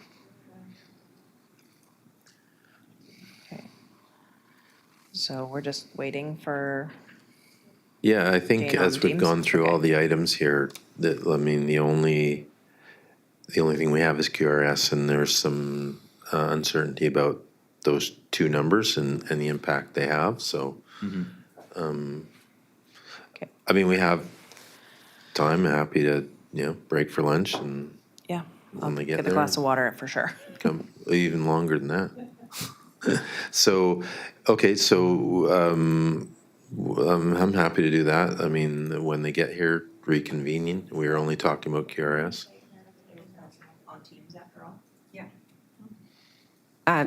The ferry's not going to run until this afternoon, so they were going to go back to the community hall to join by teams. Yeah, Do and they have a time or? well, she was leaving Oh. the terminal to go back to the hall, so I was You seem imagining. to be tracking her movement here. This is No, excellent. well, I had to Yeah. call her because she was in the lineup. So I'm not sure how long it will take her to get back to the office and, How about then can we say to her, like, we'll do a Teams meeting at 12:30? That'll give her time to go, and then we set up and people can go have a drink of water, bite, whatever. you wanna do. How about that? That sound good? Because it's not gonna take us more than half an hour to go through, we have that one item there. Sound like a plan? Then Edith can send invite? Okay. All right, we'll come back at 12:30.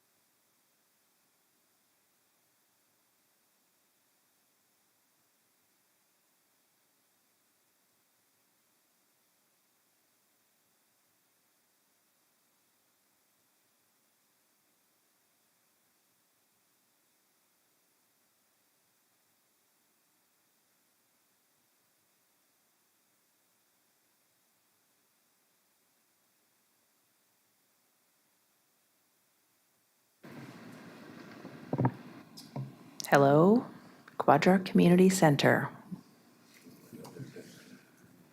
Hello. Hello. Robin.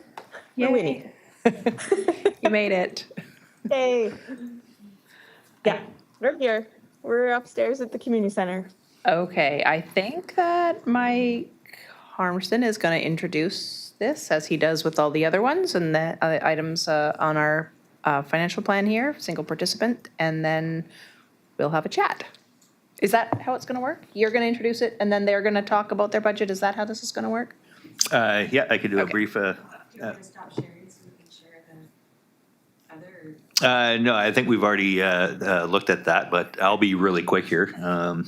I just wanted to clarify. So this is budget 685 for the Quadra Island Community Hall.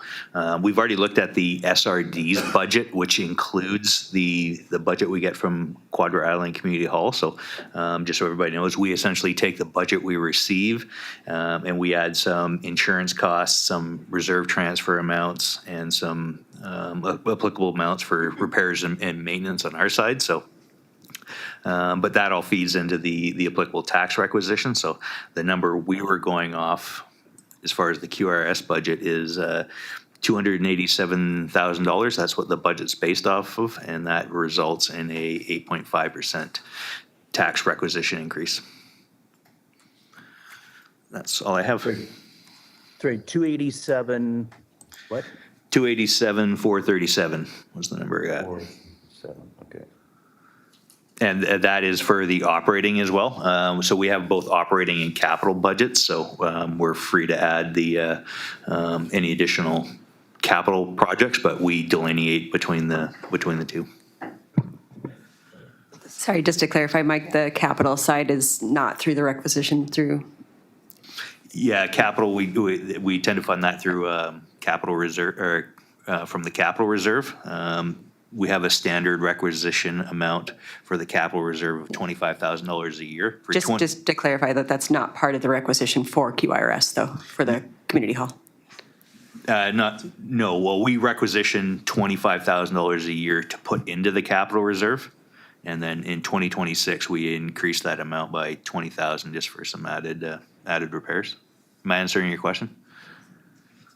Well, I'm confused because if we're contributing 20,000 or 40,000 to reserve, that's got to come from requisition. So Correct. Is that on top of the 287? Yes. All right. Because I don't know where those transfers per reserve would come. So who is coming up with that $20,000 or $40,000 number? This is the historical amount, but that is us based on the needs.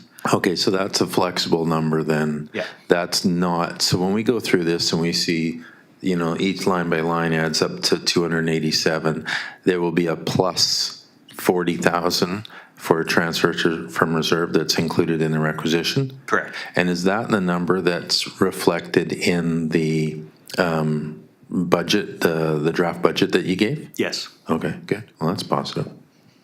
But just for those on the call, that's not included in it's not allocated to QRS, No, that's correct. internal funds, yeah.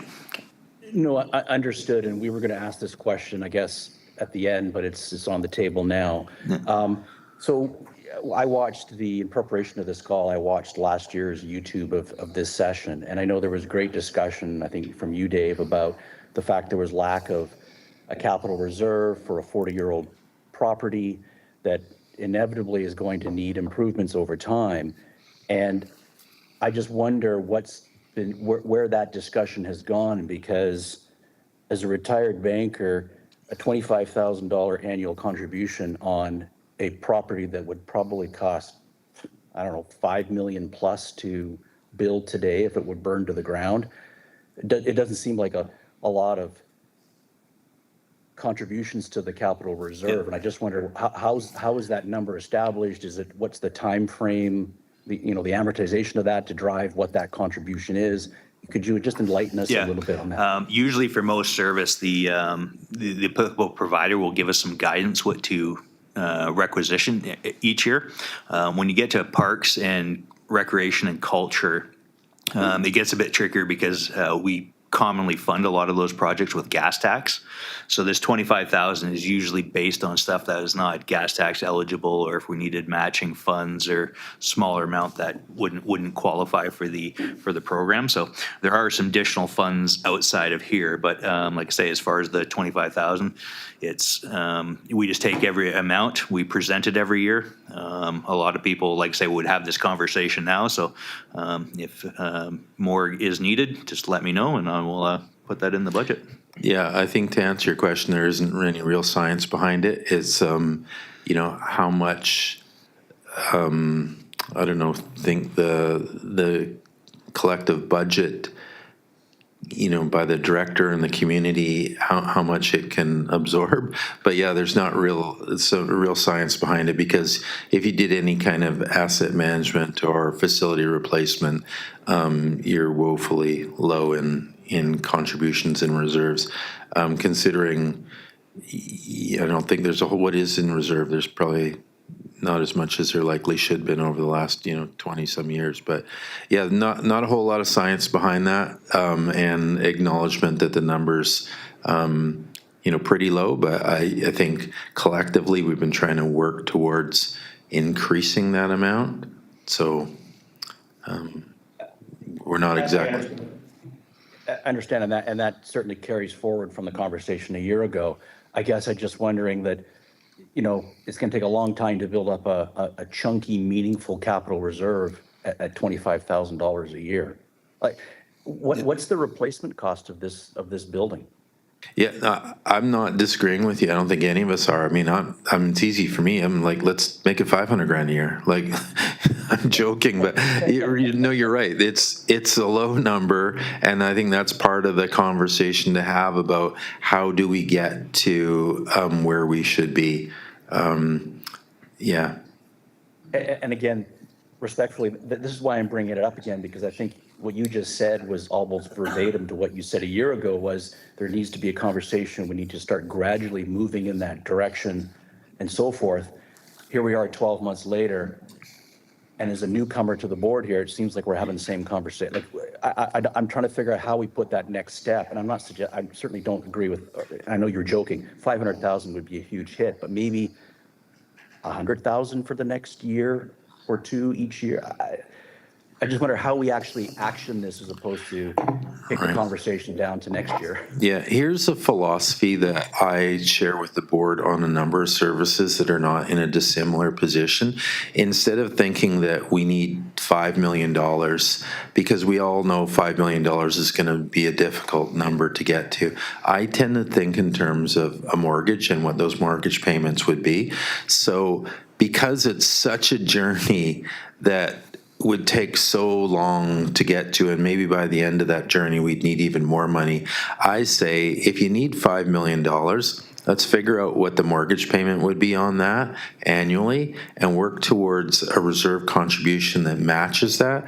I'm going to make these numbers up, but let's say you needed $5 million and a 30-year mortgage on that was 50 grand a year.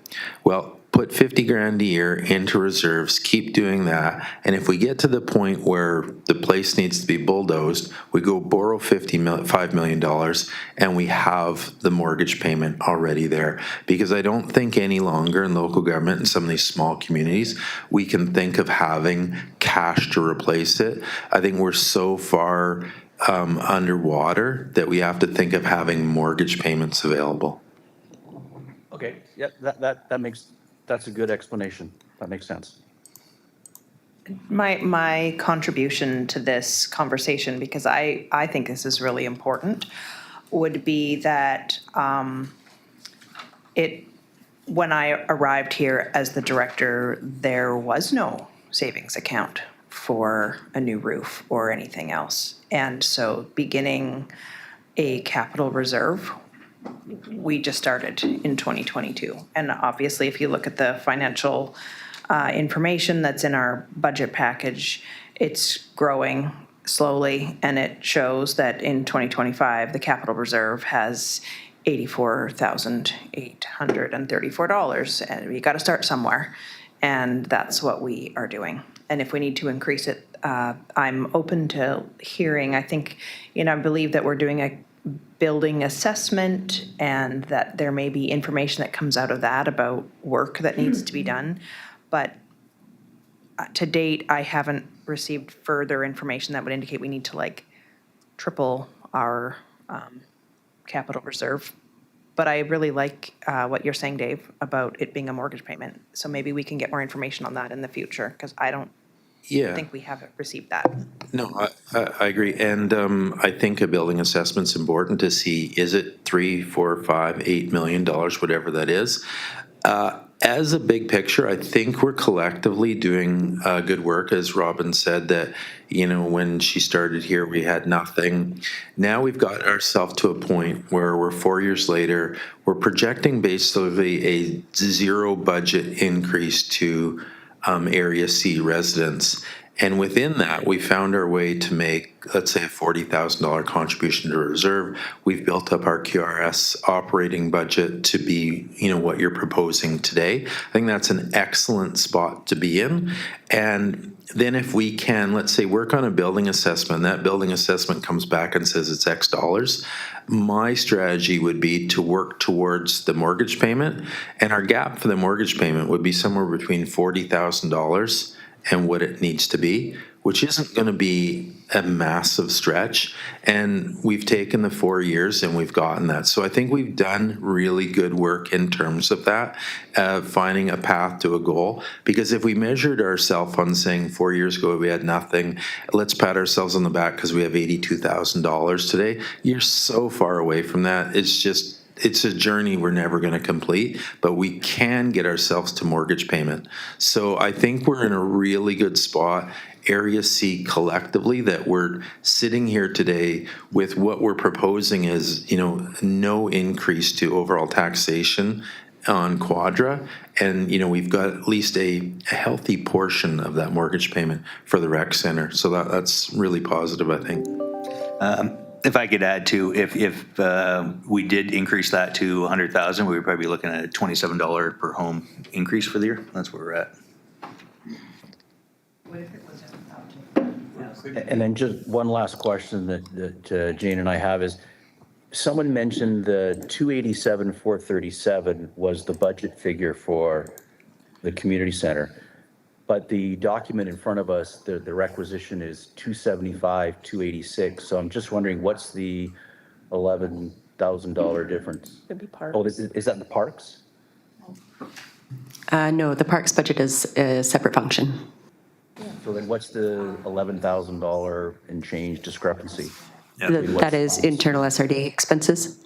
Sorry, so I had 287,437. That's based off a document we received from you guys. And then now the spreadsheet we have up here is 275. So I assume there's just been changes between now and then, but happy to reduce down to 275. If that's the amount. But yeah, we just take whatever version, like I say, we received from you at the time.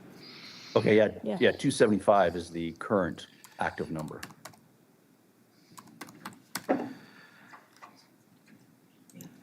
Okay, so the good news with that is we had a higher number, and if we want to do it more transfer to reserve, it's kind of built in there. So if I reduce that amount and then have a $100,000 reserve transfer, we're $20 a home overall. Is that, we were -5, is that 20 or 50? But no one's proposing $100,000. That was just hypothetical. Yeah, I was just throwing it out there for example, but if you give me a number, I can tell you the result. Okay. What's 5 million? I'll defer to Robin. Robin, do you want to do an increase to the reserve? Well, if there's space, that's definitely of interest, because I do believe that there's a strong benefit in having a savings account to cover a new roof. I mean, again, it was something we were going to talk about at the end. It's the bottom of the screen. But in terms of the wish list, there is a pavilion which has been talked about, as I understand it, for some time, an outdoor covered pavilion, which best estimate, and is a bit of a back of the napkin estimate, is about $70,000. Oh, I don't think that would be the project cost. No, it probably is more, but you speak to it then. Oh, sure, Oh. yeah. I'm Jane. I don't think I've been introduced to anybody yet, and this is Jim. Sorry, yeah. I'm the new treasurer. Jim's our treasurer, and I've stepped into the ED role here. I've worked at the community center for about 7 years, so exciting times to be here. Yeah, the pavilion project, we were going to bring this up at the end, but since we're talking about it, the idea of the allocation from the concession funds that were of 2025 that didn't get used being reallocated into the concession project or pavilion project. And then the ask was for another 30, hoping to have another 35,000 go towards that project, which would in this year, 2026, bring us up to the 70. I don't think that we think that 70,000 would cover the cost of the whole project. I think the idea is just to start building the monies, the reserves, so that we can go forward. But there's a lot of questions that we had about the next steps for this type of project, because we fully understand that we will not be in charge of that type of project.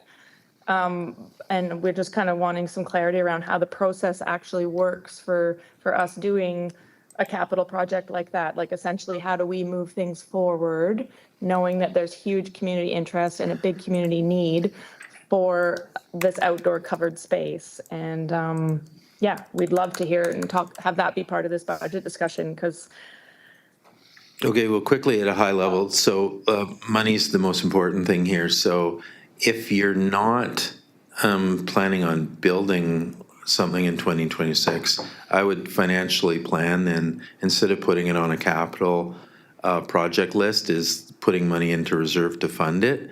So I don't know, there's a carry forward from another project. Identify how much money you need for this thing, and let's start putting money away for it for when you do plan on doing that. And not getting into the weeds too much, I think when you have a capital project, I mean, just the first conversation starts with Meredith and Aniko about this is what we'd like to do, how are we going to do it? But first and foremost, we need to have the money there. So I would figure out how much money you need, because we may have some, resources from something else that maybe we can fund through another source, or maybe it's through reserves. But if you have a project, this pavilion project, I'd start by trying to figure out how much it's going to be, and let's put enough money away for that. And then in parallel, if we're talking about facility replacement, then that compounds the amount of money that we should be, putting away or earmarking for that mortgage payment. I got one quick input. I believe the 70,000 we allocated earlier against the gas tax, so we have that in the budget. Further conversation, I think that amount should get increased to 100,000 perhaps, just so we have some breathing room. But as I said again, we do have other funding sources for the for any of the capital projects. As David mentioned, there's debt, and then, like I say, we have gas tax and then any future grants. So ideally, what's best for us, and I don't want to speak on behalf of Meredith or anything else, but if we can just get essentially a shopping list of everything you need, like just pretty much, I call it dates, dollars, and descriptions. Just here's a list of the capital projects. Here's the potential dates, and then here's the amount you're thinking of. Once we have a total scope, then we can kind of work towards, what could be funded, what's gas tax eligible, what's a good candidate for debt. Because like I say, anything can be amortized over 30 years is an excellent candidate for debt. But it's kind of what we're looking for is, just a big shopping list of anything that you have on the horizon. Not to say that we're going to tax for it right away, but just to have the scope identified, it's a good starting point. okay.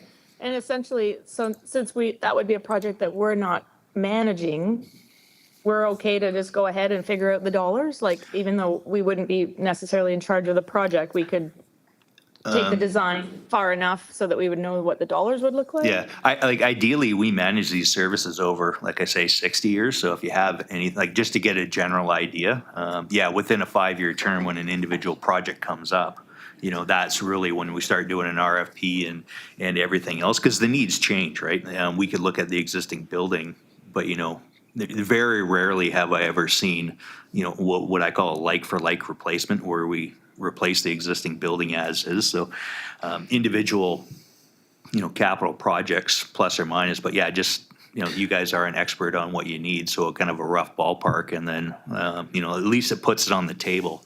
Well, I'm just going to pull us back on track here. So as far as committing to moving forward on things, the first thing you need to do is sit with Meredith and Aniko, figure out what you need and then they'll outline the process for it. So don't go ahead with any capital works other than discussing it with them and how it happened. First and foremost, though, we need to know what those are and kind of high-level budget numbers. Because without budget, we don't have any project. So let's not focus on, can we do this, can we do that? Let's figure out what you want, what it's going to cost, and how we're going to fund it. And I'll add, just to answer Dave's question, $5 million borrowing would result in a mortgage payment about $300,000. Okay, so there you go. So over how long? That sounds like a lot. That's a lot. 300,000 a year? Over 30 years. Well, $5 million is a lot of money. Okay, so there's our mortgage payment goal, 300 grand. That's a lot. Yeah. Wow. But like I say, the more money we have, the cheapest way to do any capital is to have the reserves in the bank, because we earn interest on them instead of spending interest on them. So, like I say, 100,000 to support that level of infrastructure is, perfectly reasonable, so.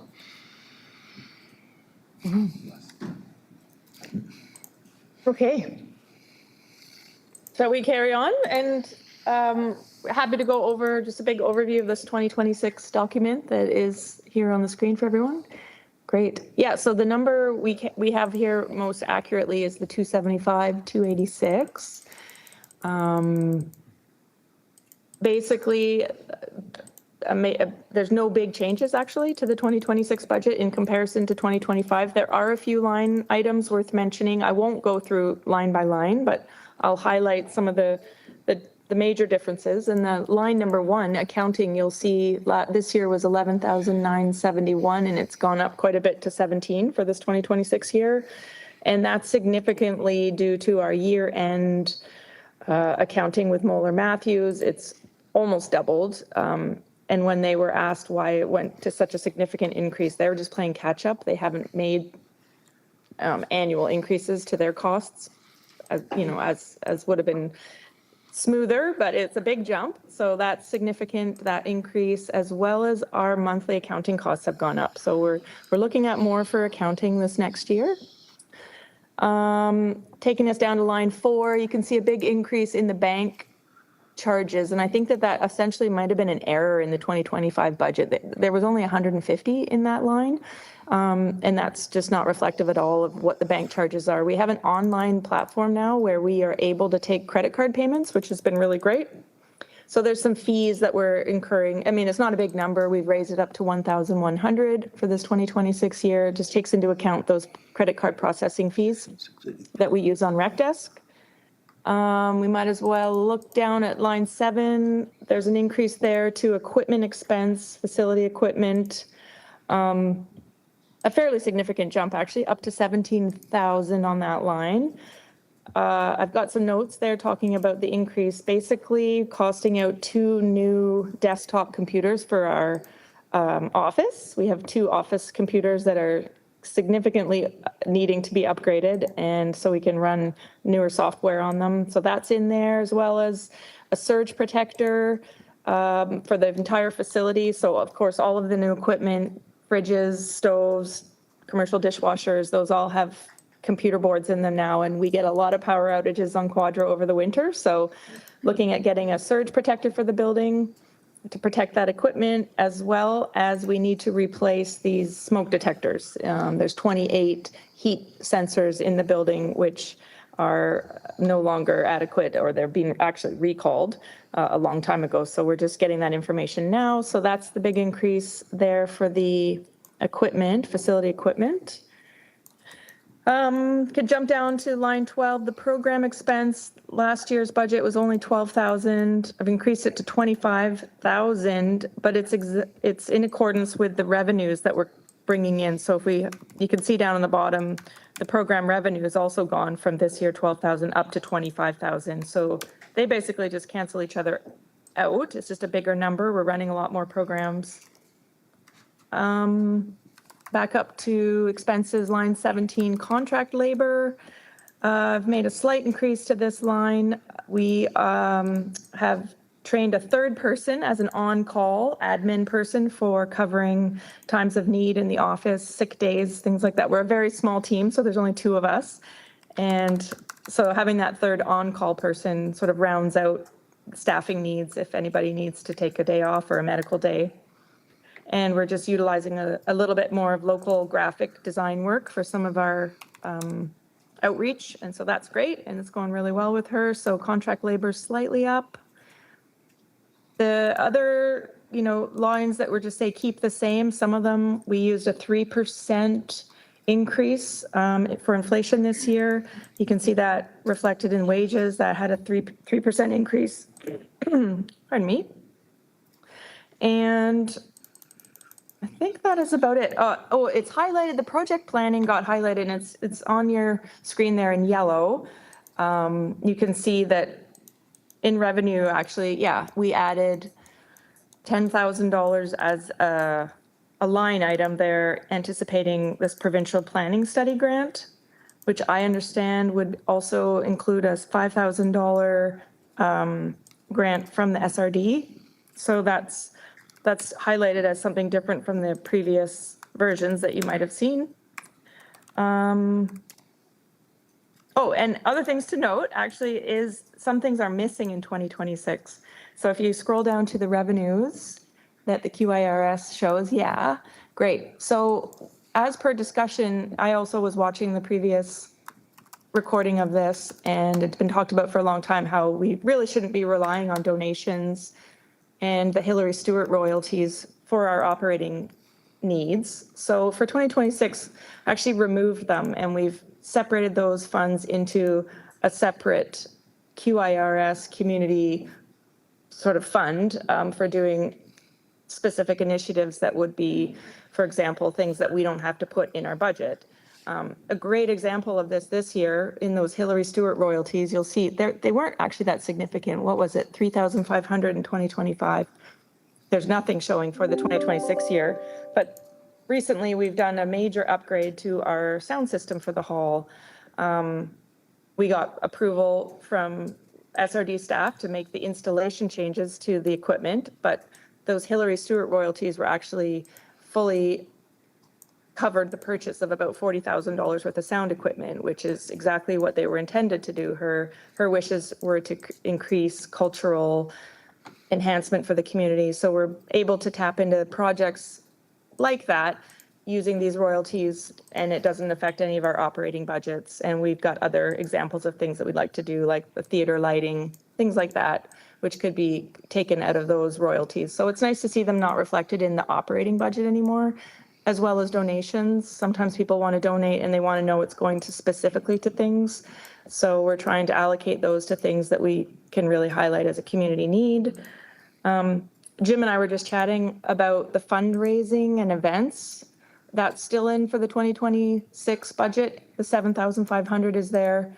We also have it as an expense, so there's 7,500 as an expense, but we're just wondering, perhaps for the next year's budget, subsequent year budget, maybe that line should be taken out too, and our fundraising and events should just be handled internally, like our expenses come out of what we raise.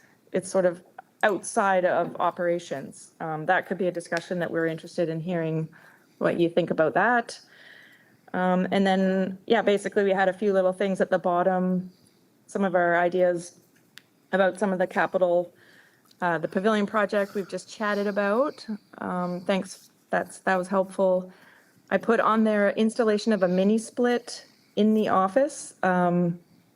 The hall itself stays quite cool, but our office gets extremely hot in the summer, and it's actually quite drafty in the winter. So I thought that's worth mentioning and putting it down there as a potential future need, as well as a second C-can I also have there as well. We have an ongoing storage issue here at the community hall, and it's great. We've had the one that we just recently put in, but there already was a site prepped for a second one. And it would be really fantastic if we did have a second one there for storage of outdoor equipment that we have, such as tables and chairs, which are currently stored under our stage. And just scheduling times to get at them is tricky, as well as it's really plugging up our only sort of one area that we have for haul storage. So that was another consideration that could potentially be a future need for this year. Yeah, I think that kind of covers the overview.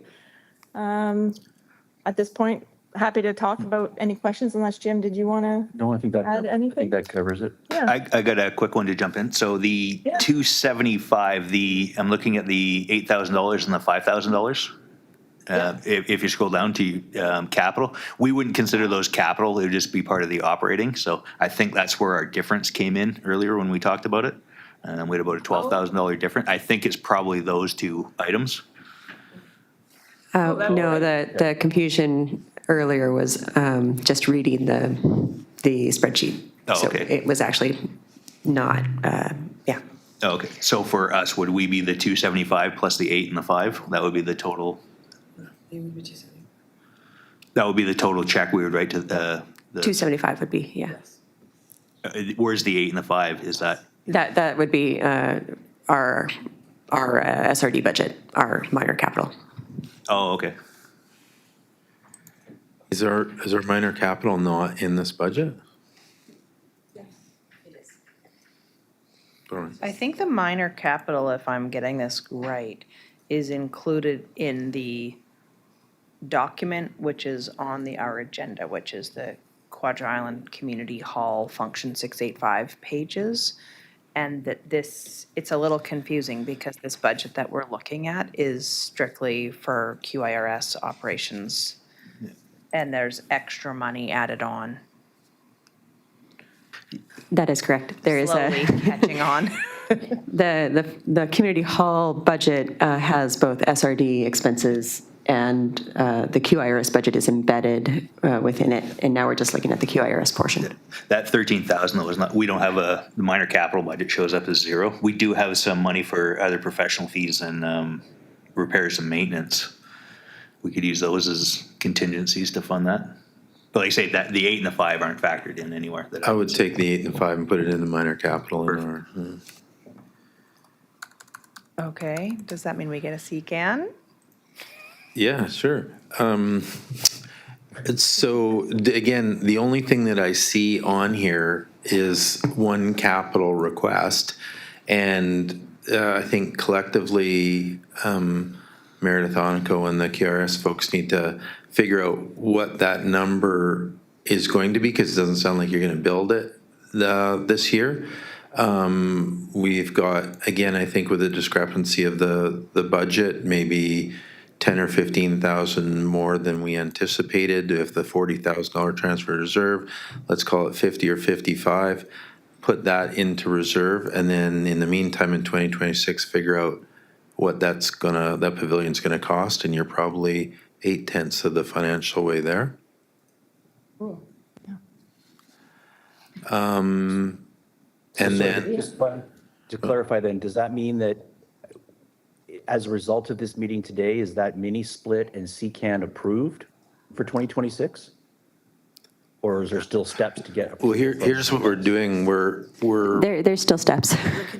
Okay. Yeah, we will connect after this meeting on the operations of that. Financially, though, what we're proposing is we could put it into the budget with no material effect. Like, we're again, net for Area C, we're basically zero.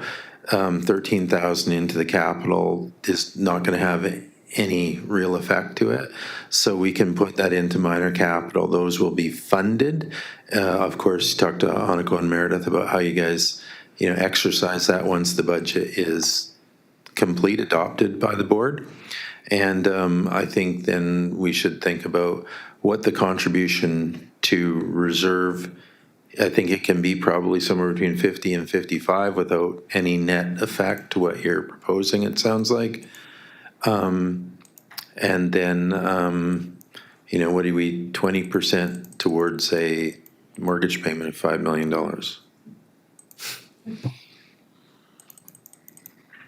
There are some other items that I received a letter from in 2024 from the board of directors with just sort of like I guess you could call it a wish list.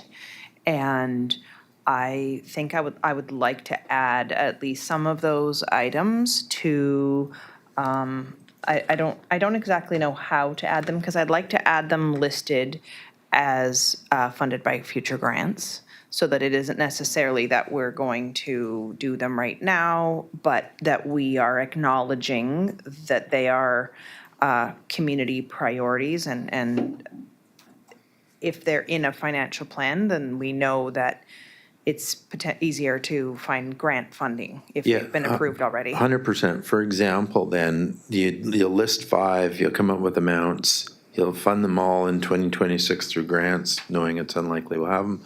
And then let's say that for the pavilion, you're going to list it in there, and you're going to say funded by reserves. So if you got projects, identify them, come up with numbers, and just fund them by grants, and they're on the long-term infrastructure list. So to that, there was a few that I thought that would be really beneficial to include here. One of them would be the EV charging station.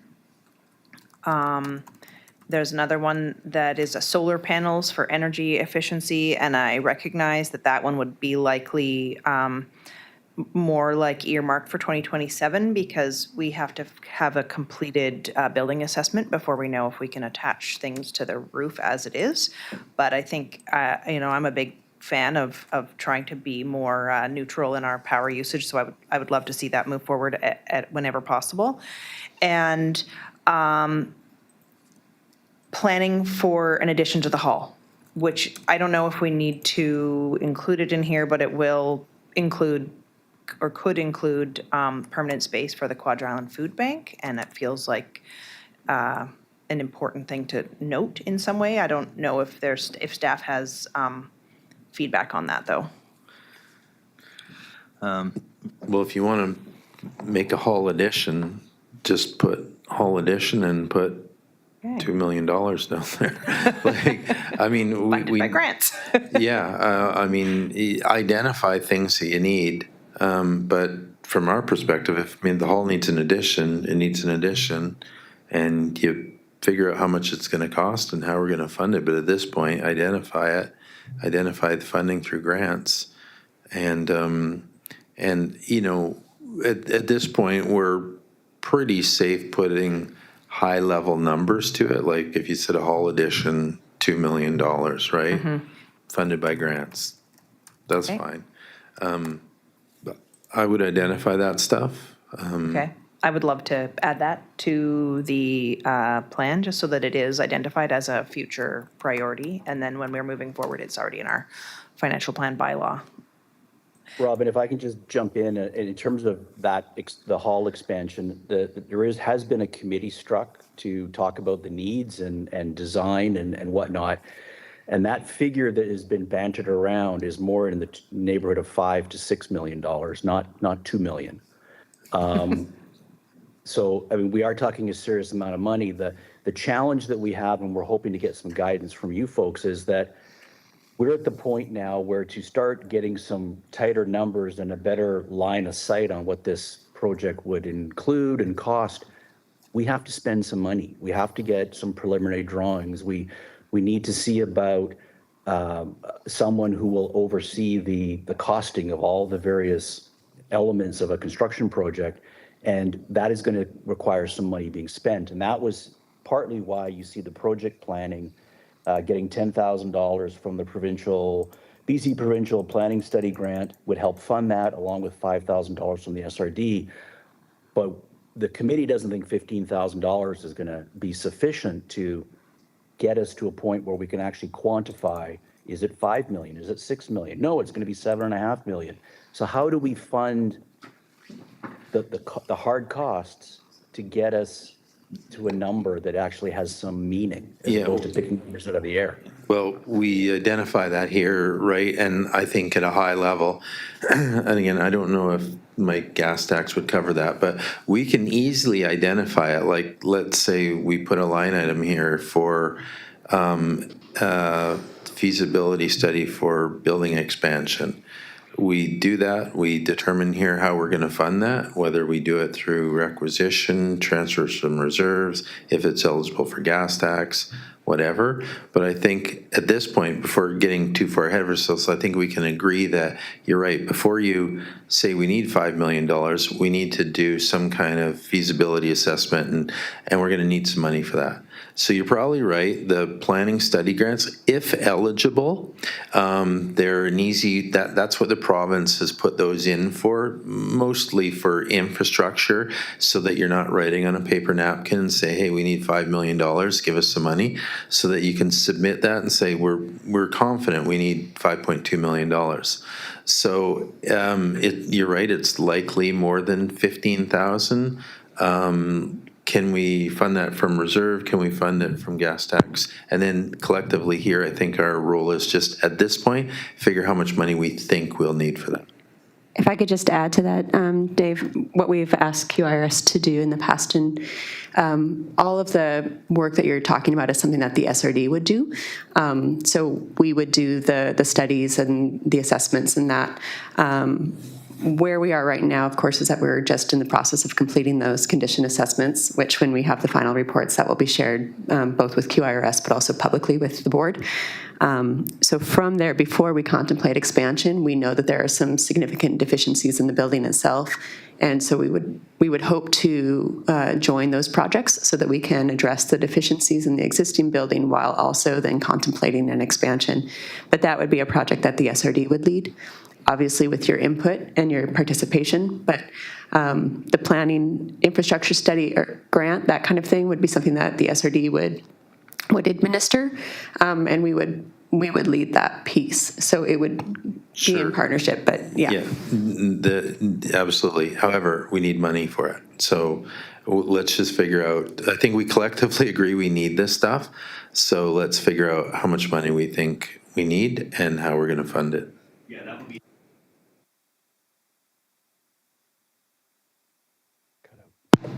Sorry.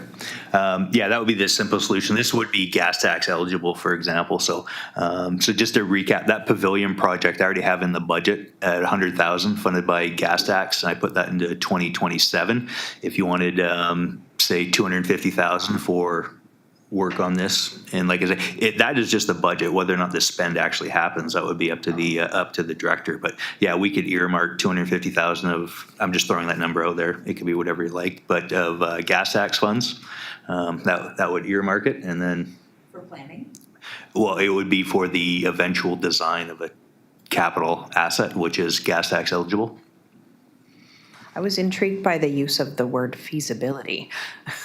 Yeah, it wouldn't be a feasibility study It for, wouldn't be? Okay. the service already exists, so feasibility studies are technically for if you, or for new ones, but either or, like I say, we just need the shopping list. We'll find a home for it and funding for it. We just need, like I say, the total. So as far as the EVs and the charging and the solar panels, if you have dollars, I just need dollars, dates, and descriptions. And like I say, you fire me that way, and I could embed all this stuff, because it's probably easier, I guess, for the director if I just embed everything, and then she could choose what should Right. stay in, what should stay out, what should move. Right. So I think what we should determine here is what we think would be a high-level number for, again, don't split hairs over words. I'm going to say a feasibility study for expansion and whatever. Like, is that 50? Is that 100, do we think? We're just putting in a budget number. I would say if we're talking about, given that we already have a condition assessment, 50,000 would be at least enough to get us started on concept. Okay. So I would suggest then allocating 50,000 I of would like gas to do tax that. towards. I'd like to make it 60 because Sure. everything just keeps going up, and I just don't want to have to go back and fix it again. Okay. And even 75 it is. I'm just joking. Let's stick with my 250. 'cause you don't have to spend You're high. It's just Yeah. So let's come up with a nice title for it, and not using the word feasibility then, and we'll fund that through gas tax. And then what I think Meredith and Aniko likely could in communication with QRS is look at, if anyone has line of sight on what the solar panels or the EV projects would cost. We're just talking high level. Nobody's going to, hold your feet to the fire on this, because just putting high level numbers towards it to the closest, $50,000 or $100,000, and then we'll identify those as grants. Yeah, that would be helpful for me because I think those are important priorities, but I think I could planning staff or park staff provide those numbers for the budget? If that. Yeah, sure. I mean, and maybe if the folks at Curious have any idea what they are, that's helpful. Yeah. I mean, I could come up with them. I'm like, Mike, $250 for each one of them, right? Like, Meredith is laughing. Okay, do we need to decide those numbers right now? no, we can't. okay. But I think I think again, I'm going to keep using the word feasibility, but replace it. The building expansion, let's identify 60 from gas tax and put that in, fund that, because that clearly needs to be funded. The rest of them, I mean, staff can go away and identify which numbers. Those are going to be funded from grants, so we don't have to worry too much about that. The pavilion project, Mike's funding that, and it looks like in 2027, you're going to need to refine those costs in 2026, but the money will be there in 2027. And can we add one more line item called outdoor gym equipment? Yeah. That would be funded by grants, but that means that there's an opportunity for our park staff to keep an eye open for something like the possibility of that, and also it's included in our financial plan, so we can all be focused on how we can make that happen in the future, which I think would be really beneficial to the community. It's a really well-used outdoor space already, and just providing more amenities seems like really beneficial to everyone. You're good with descriptions, but I haven't heard dollars and dates. Aniko and Meredith can dream up some numbers there. Yeah, At least $100,000. Great. yeah, that sounds Meredith low, is saying but at least 100, so maybe Yeah. we say Hey. one. Like 128 or something. it's all funded by grants, so Yeah. it doesn't Yeah. really matter, right? $1 million for each one. Well, maybe 150,000, I don't know. Cost us however many years ago. Well, it'd be really nice to get these things listed in here as priorities. Then we can keep focused on them. Yeah. And do I have any other further questions on this budget? Let me go over to that page. I guess we need to just circle back and discuss the transfer to the capital reserve. Oh, yeah.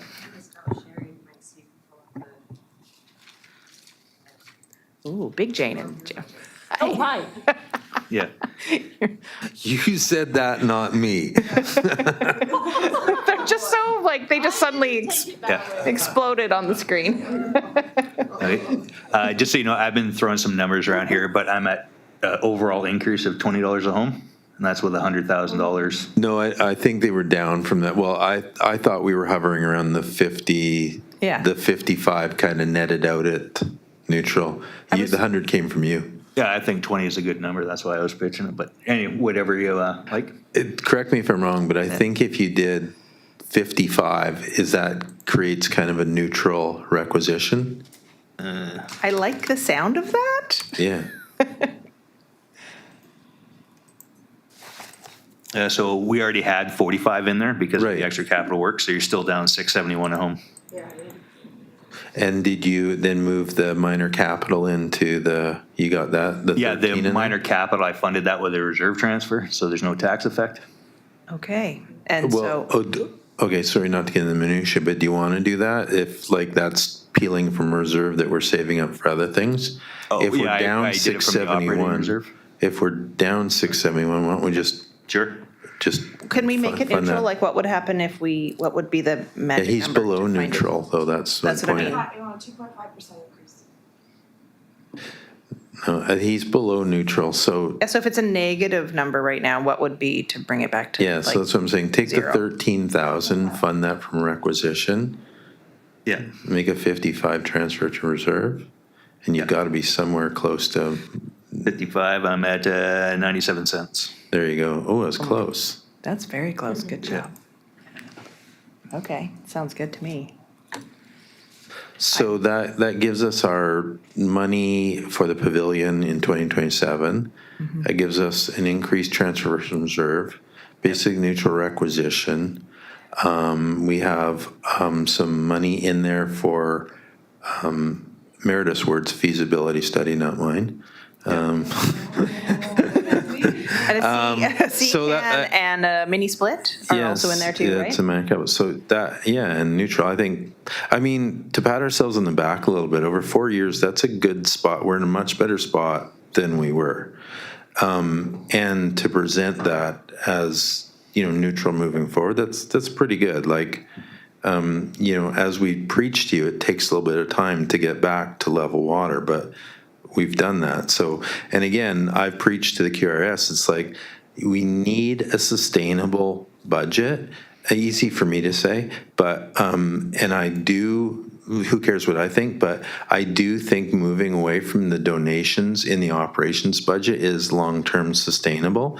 And any money that you collect through donations or gifts or anything, that can, if you want, offset, and we just have greater surplus moving forward. So it doesn't limit us to, it creates a more sustainable, flat-lined budget, which we can see we're at a better spot today than we were 4 years ago for sure.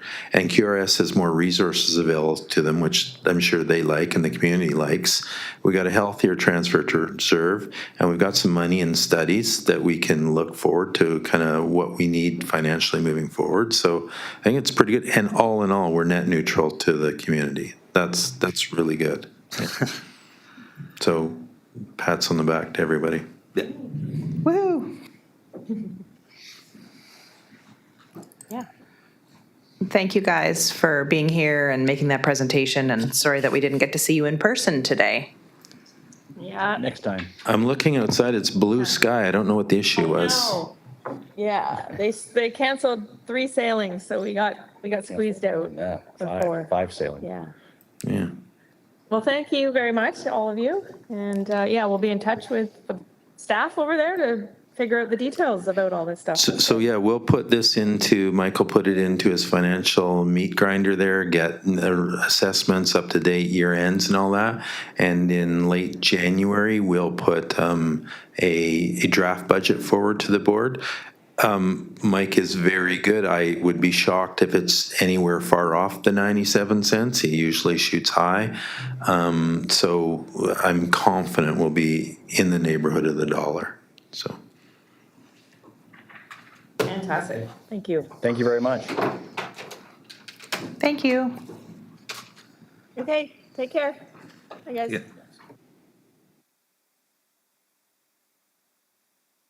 And does that conclude all of our little items? Yep. We're done? Have, All right.